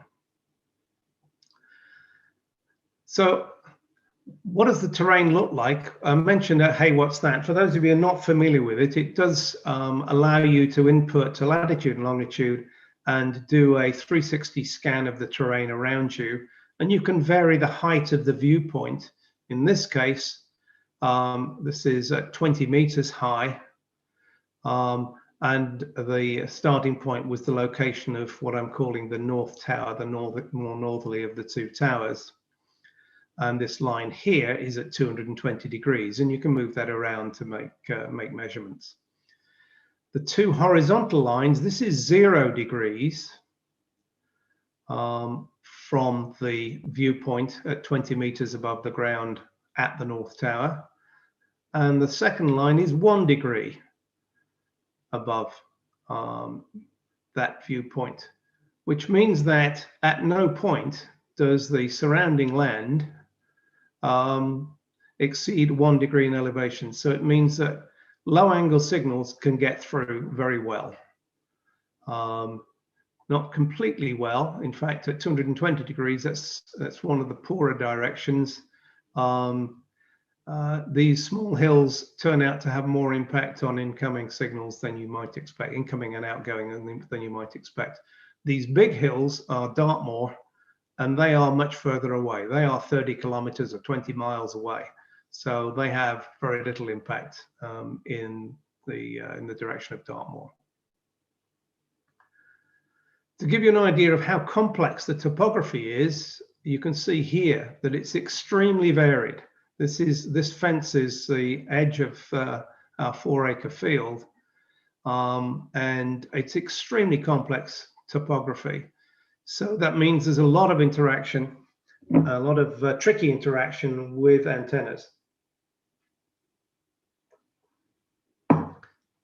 What you can also see in this shot, the little white blobs on the horizon are in fact cruise liners parked up in the bay during the pandemic because they'd got nowhere to go to cruise.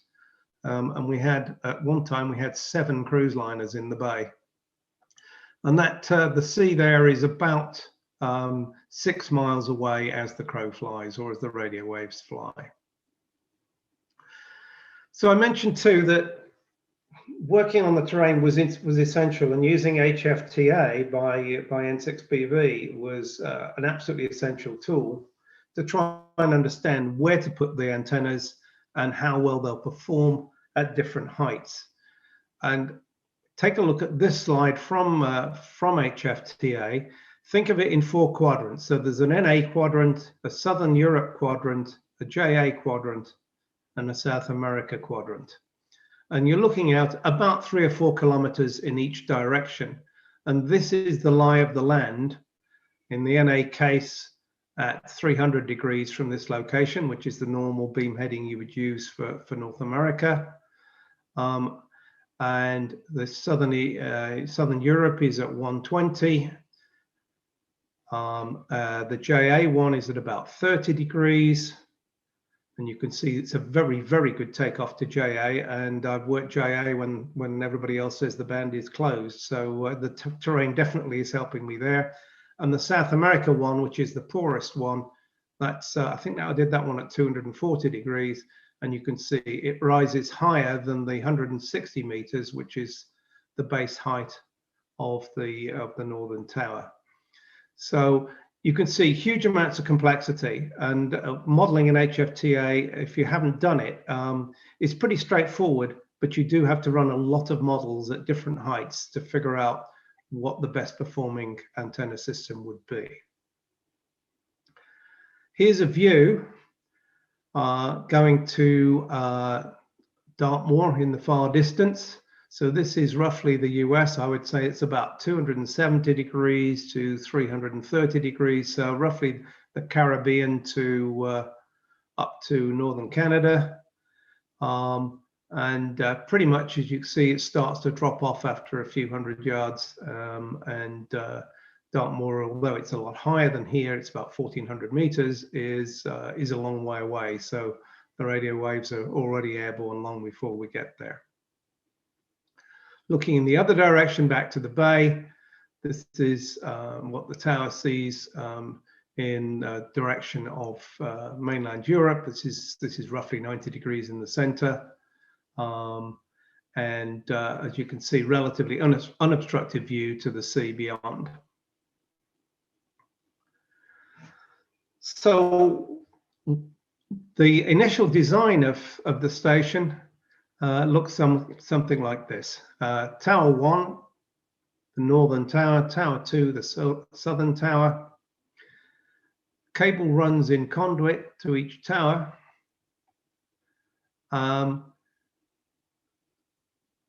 The 80 meter foursquare is not there yet. It will probably go there, but I'm not convinced because it's a bit too near the tower, but I'm looking at other options for that. And then receive antennas down the bottom end of the field for the LF bands. Eventually this one may be an 8 circle, but at the moment it's more likely to be a K9AY or other simple LF antenna. And that's a cell 30. So that's the initial design. The cable run from the back of the shack to Tower 1 is 80 meters or 250 plus feet. So it's a fairly lengthy cable run. And here we are working on it. You can see the Bobcat digger in the background and me with the driver driving in ground rods. So all the way along the trench for the conduit, there is a big fat piece of copper cable linking ground rods every 20 feet.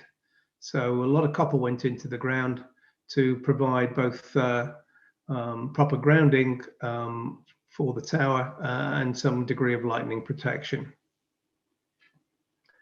And here's the cables going in. Well, here's the conduits going in, I should say. So there are 2 4-inch conduits to each tower. And part way along, there is inspection pits, more to the point, draw pits, so that using the blue rope, which you may be able to see on the slide here, we can pull the cables through. Oh, and whilst the digger's around, why not dig some holes and put some proper guy anchors in for the towers, and you'll see why the guy anchors are this sort of scale. When we come to the tower, or the tower type. So while I was dreaming of this site, I was thinking of towers and looking at Versatowers and thinking, well, yeah, but those stations in the States that have got these stacks and big antennas on, they use much bigger towers. Where on earth would I find one of those in the UK? And then lo and behold, Upshot came along with these masts, which were used by the cellular telephone companies as temporary cell sites, known as COWs, cell towers on wheels. And this is a much bigger beast than a standard Versatower. So the base width here is about 2 feet or 600 millimeters. And they go up to 32 meters high. And they have big industrial winches for both raising the tower or untelescoping it, and also for lifting it to, well, putting it in the upright position. And having trailer towers, you know, they are clearly temporary towers when they get on the location. So why would they need permission? I said very much with tongue in cheek. So here's the North Tower in place. The groundworks included building a nice level hard pad for the tower to sit on. Moved in lots and lots of heliacs.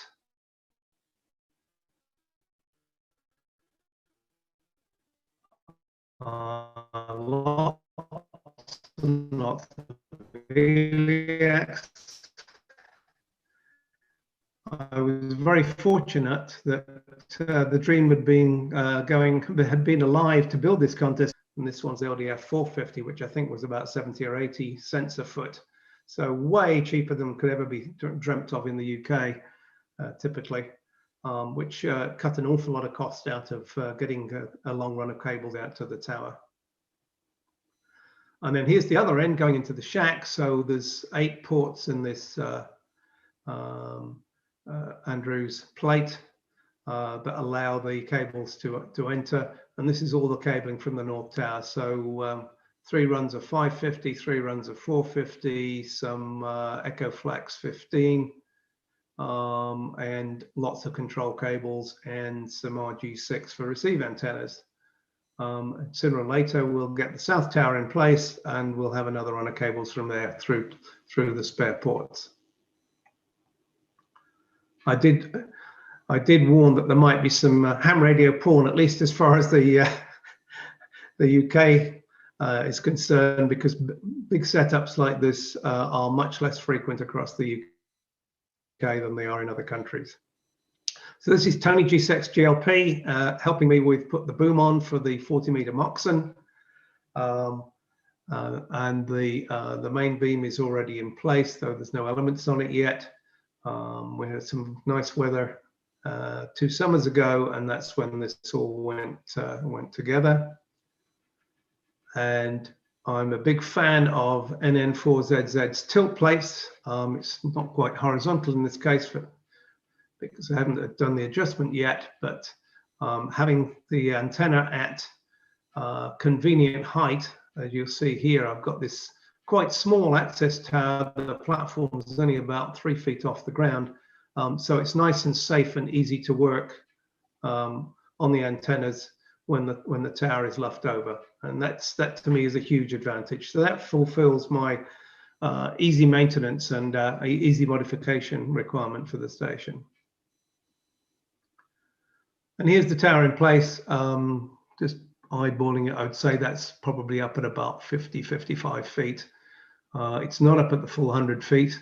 What I've discovered is that actually, if you model in HFTA, it's very easy to go too high. And here, 55 or 60 feet, except on 40 meters, is about the optimum height on both 20 and 15.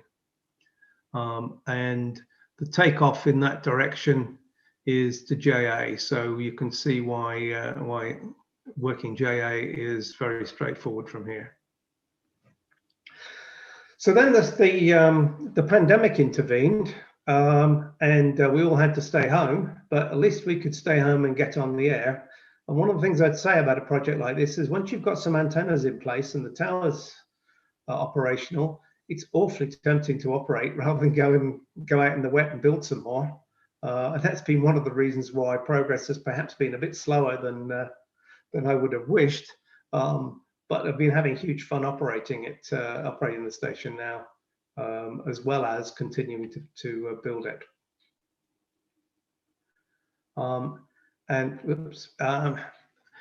So here's a look at the shack. Get on the air. Well, this was, imagine this as not much change from its 1840 times when we acquired it. So we had to do the entire fitting out and remodeling, build in benches for radios, and you can see a couple of my historic radios on the right hand side and the K3 combination on the left hand side. This is the day they were first unboxed and ready to go.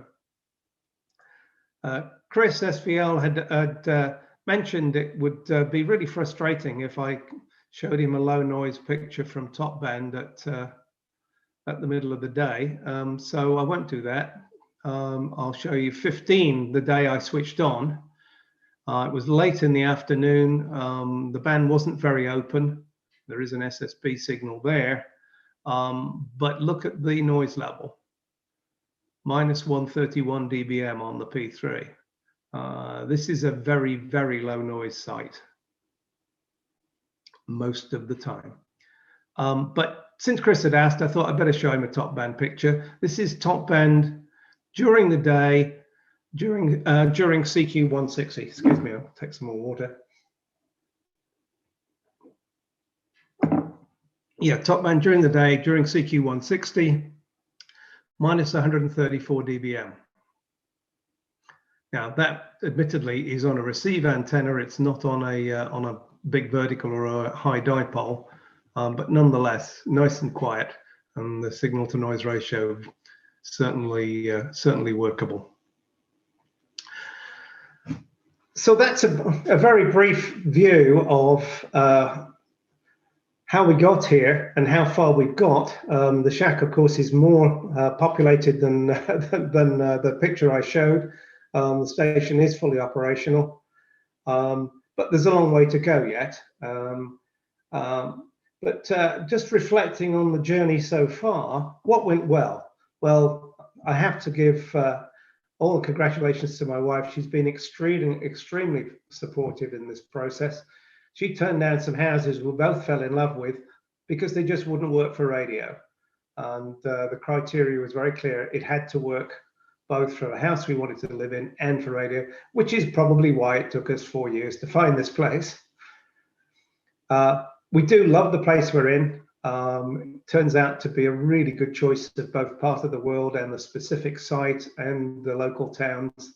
We're really pleased with it. We've already made lots and lots of good friends, and we've got great neighbors.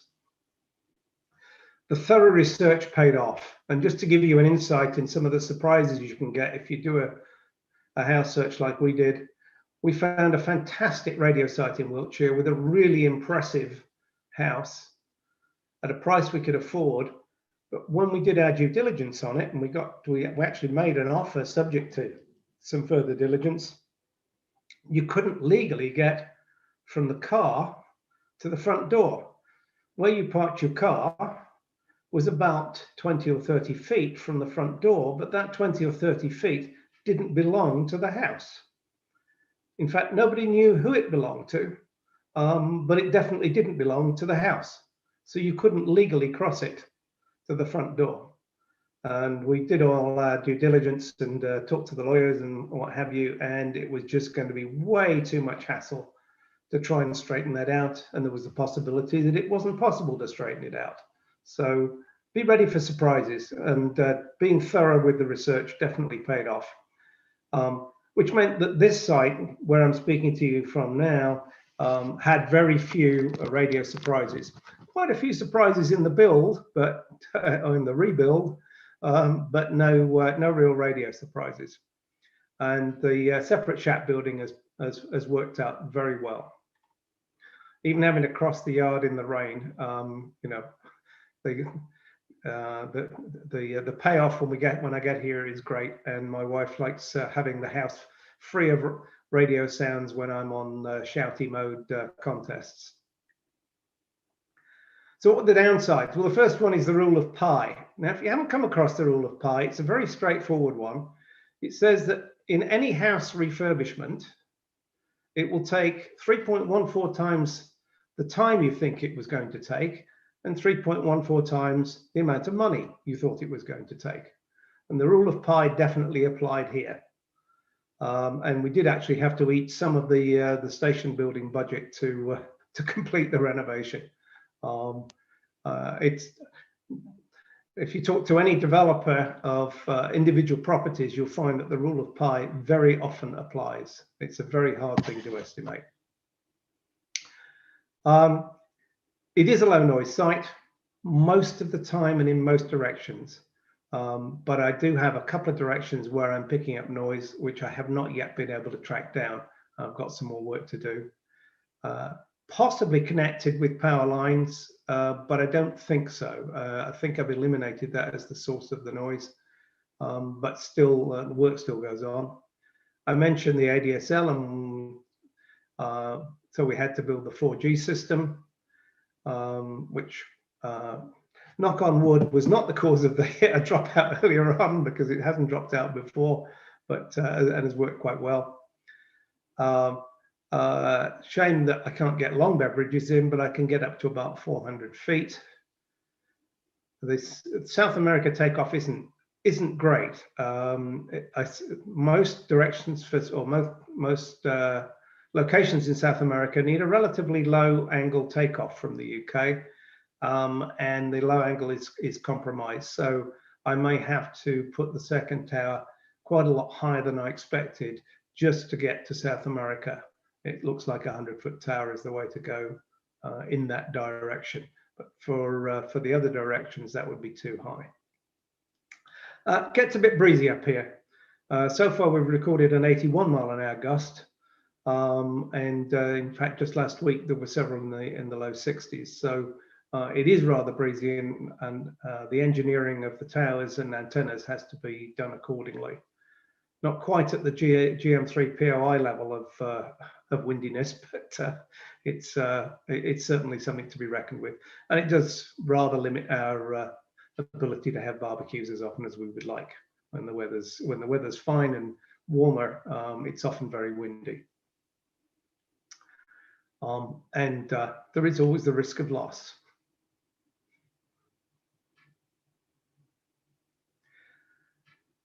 Okay, so just summarizing where we've got to, the shack refurbishment is now complete. There are 3 operating positions laid out.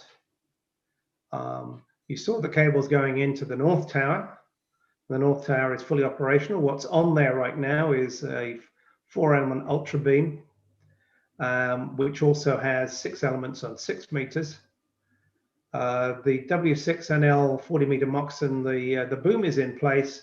But I've had some issues with the head unit on the tower, which will get fixed this summer before I can finish building the Moxon on there. But that's the next build on there. And there are inverted V's on that tower for 40 and 80, and the 80 I extend when I want to work on top band.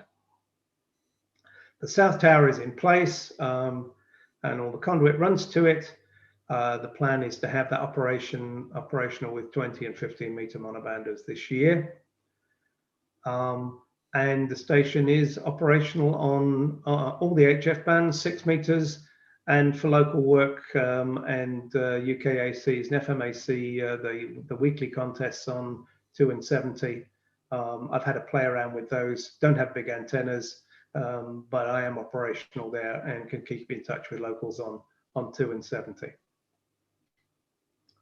So does it work? Well, up until now, I'd had a number of European top 10s and world top 20 results from various locations. But this was the first serious contest from the new site. And this was WPX last year, where I was actually going for the UK record, or the England record, the G record, which I got, but also got my first top 5 world position. So yes, it works. And I found that particularly for DX, and therefore for multipliers in international contests, it plays really well. I'm not as loud in Europe as I'd like to be, and that's to do with terrain and antenna height, and so there's more work to do on that. But yep, it works. So I pretty much mentioned what there is still to do. I really look forward to doing some team contesting from here, multi-2 or multi-single. I like the camaraderie of contesting as much as doing my own thing. So I'm looking forward to that. Plenty more to learn, including SO2R. Don't expect to be a master of it, but I'd like to be able to do a bit of it. And there is lots more fun in store. To walk a path like this takes an awful lot of input and help. And I'm extremely fortunate in having the support and inputs from a very wide range of people. I doubt that I've in any way collected them all here, but certainly a big thank you to all those who are mentioned here on both sides of the pond in particular. And I'd also say that I've been fortunate to benefit from inheriting some of the kit that I have at the station here from GW4BLE, G3LZQ, and from the former FSDXA, which has helped greatly in the building of the contest and station. And I certainly see the station at some level as a memorial to Steve and John and to the magnificent de-expedition efforts of FSDXA. So that's what I have to say, and we'll be happy to take questions. Thank you, David. Yes. Yeah, if you take off screen share, that will probably help. But yeah, fascinating. And obviously, I've, as David mentioned, I have seen the site, but not actually for obviously a couple of years. You've got a few questions. Start with one that I think is probably pretty straightforward. John G4IRN spotted a small wind turbine in one of the pictures. Yeah. Was he giving any QRM? No, nothing. The thing I learned about wind turbines, if they're less than 50 kilowatts, they're usually induction motors, and therefore they don't have digital control at the turbine. And that seems to have applied in all those I've investigated. And that little one, which is one of our next door neighbors, he's half a mile away. He's very supportive of radio, and he basically said, whatever you want in your field, we'll be able to see it, but we don't care. It's your place. So it gives you a measure of the neighbours. We all want neighbours like that. Yeah, but no issues at all with that turbine. Okay.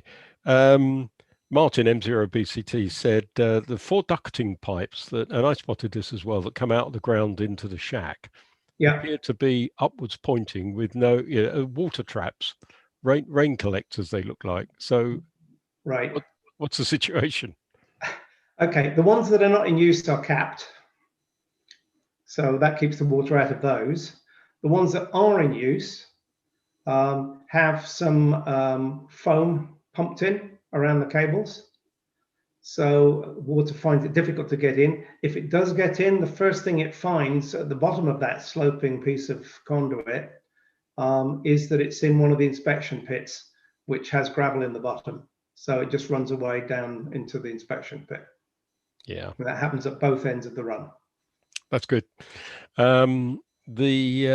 the next one was Phil, which may have been answered actually by others, but Phil G4NVR asked a bit more about the concrete guys. So the guy, The anchors, the lumps yeah. of concrete and chain that you've buried. Yes, yeah. I was going to call them stakes, but I don't. What's Right. the proper term? I don't know. Yeah. Yeah, so what I determined was that at 100 miles an hour with the antenna loading on the tower fully up, there would be about a 2-ton pull on that concrete block. So I needed a block that was at least 2 tons and buried underground. If I was to ever exploit the tower at its maximum of 100-mile-an-hour wind, which of course I wouldn't do, but I wanted overkill. There were 2 choices in making a concrete anchor of that sort. And in fact, that picture is the only one I've got, which was not the choice I eventually went with. I used it just as illustrative of what you do while you've got the digger out. That is, I think they call it a Kent ledge block, which you can get, which are used roadworks to delineate lanes when they do roadworks. That's their primary use. And what I found was that transporting those, paying for the cost of transport, made it uneconomic to use them, unfortunately. I thought it's a really good idea because they've already got a loop embedded in them, and away you go, just attach a chain and you've got a really great guy anchor. What I actually did, in consultation with the guy who did the groundworks for me, was we formed a loop out of 3/4-inch rebar and set that in concrete and just filled the hole with concrete. And that was a much more economic solution. And so that's what's currently at the end of the guys. What did you use? I was going to say, what did you use to calculate the pull on the guys? Which software? Well, the first stab, that Mastrant have one on their website. So if you want to get a rough and ready guide, the Mastrant website has a calculator. But then I actually sent it over to the States because my tower is very similar to a US tower, TX472, and got some answers from people who'd done professional engineer calculations over there. Because as you may know, in most parts of the US, if you want to put a tower up, you have to have a professional engineer calculate the load on every single section of the tower and certify that it will be safe. We don't do that here. But it meant that I could get a reasonably authoritative estimate of what the pull would be. Okay, David G3. Oh, actually, whilst did I mix the concrete on site? Yes, I did. Yes. Yeah, or at least my groundsman did. The groundsman was a classic example of asking around. Turned out that he had got the contract for the what was that? There was the emergency services. Communication network. I just forget the name. It begins with T. Tetra. Tetra. That's it. The Tetra. He got the contract for 50 Tetra base stations. So he knew all about sighting towers, pointing them in the right direction so that the faces were in suitable directions for pointing the antennas. He was a great find, and he did all the groundwork for the towers, and that was excellent. Okay, David G3UNA asked, how high is what's the height of your inverted V? When the tower is in its normal operating position, it's about 55 feet. I've done a few things with it at about 30 feet, but I'm going to try it at 100 feet when the wind stops. It's been very windy again today, so I'm going to get a calm period, then I'm going to try it at 100 feet and just see if it does better. Because in the 80-meter CCs are not very loud, is what I'm told. So I need to fix that. And I think we'll take this as the last one, obviously, from Andy F5VAI. How have you earthed the mobile tower? So lightning protection. Yeah. So you saw me banging earth stakes in with a big hammer, well, a big power driver. Those are connected to the trailer body itself, and there's actually fastenings on the trailer for that when I got it. So yes, it is bonded to ground in the event of lightning. We're in a very low lightning area, but never say never. No, no. Right, David, on behalf of everyone, thanks for that. I think you've left us drooling. And I know the journey you've taken and some of the challenges, and great. So thanks, David. And so that concludes the talks. Normally now what we would do is adjourn to the bar, and as the usual habit, I would buy all of the speakers a beer. But I'm afraid that'll have to wait. So I'll buy you 2 next year. So thanks very much. But what I'll I make think... one quick comment there, if I may, Chris. Go on. Every shack needs its beer fridge, and this one has its beer fridge. Am I surprised? So what I'd like to do, though, is ask Don, our president, who is voted in as president again. Don, if you could just say the thanks to the speakers. Absolutely, and my thanks to the members for voting me in again, I think. Yes, we've had 4 very different, very interesting presentations, from a de-expedition to the other end of it having the great station, the propagation, which we all find absolutely fascinating, and a really interesting technical talk. So, I think we've done well for our first and hopefully our last online convention. Can I also take the opportunity to thank Tony G4LDL as our secretary for helping to pull this together, Chris G4FZN for looking after the technology, obviously Chris G3SVL for chairing the organization of this. And also, of course, to the rest of our committee. My thanks. I have a nice, easy job as president because everybody else does all the work. But, it's been great, and I hope everyone's enjoyed it. Thanks very much, Don. So, yeah, we're running later than we thought. But what I suggest we do now, if we come off Spotlight, Chris, we'll just go to Gallery View and open up all the microphones. If anyone would like to ask any other questions, or so if you go into your... Oh, now we get a pile up. Right.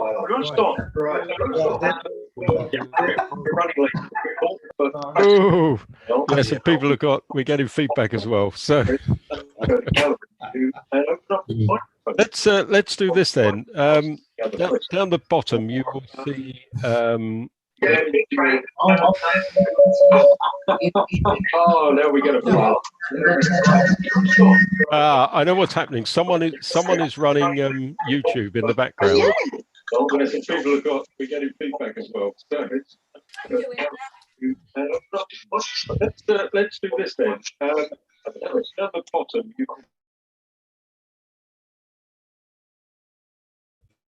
On the bottom, you can raise a hand. So if you want to say something, raise a hand, and we'll see what happens. Oh, well, I see. Actually, it's only stopped because Chris has put us all on mute. So raise your hand.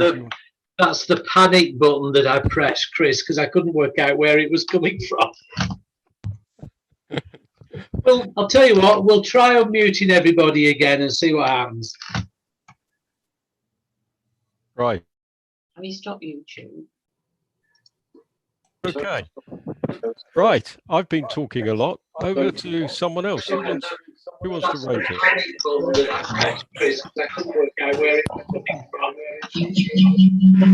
I've muted.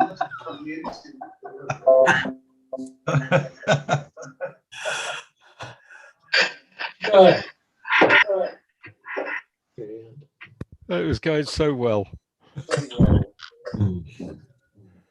Any hands up to say anything? Thank you from Cape Town, South Africa.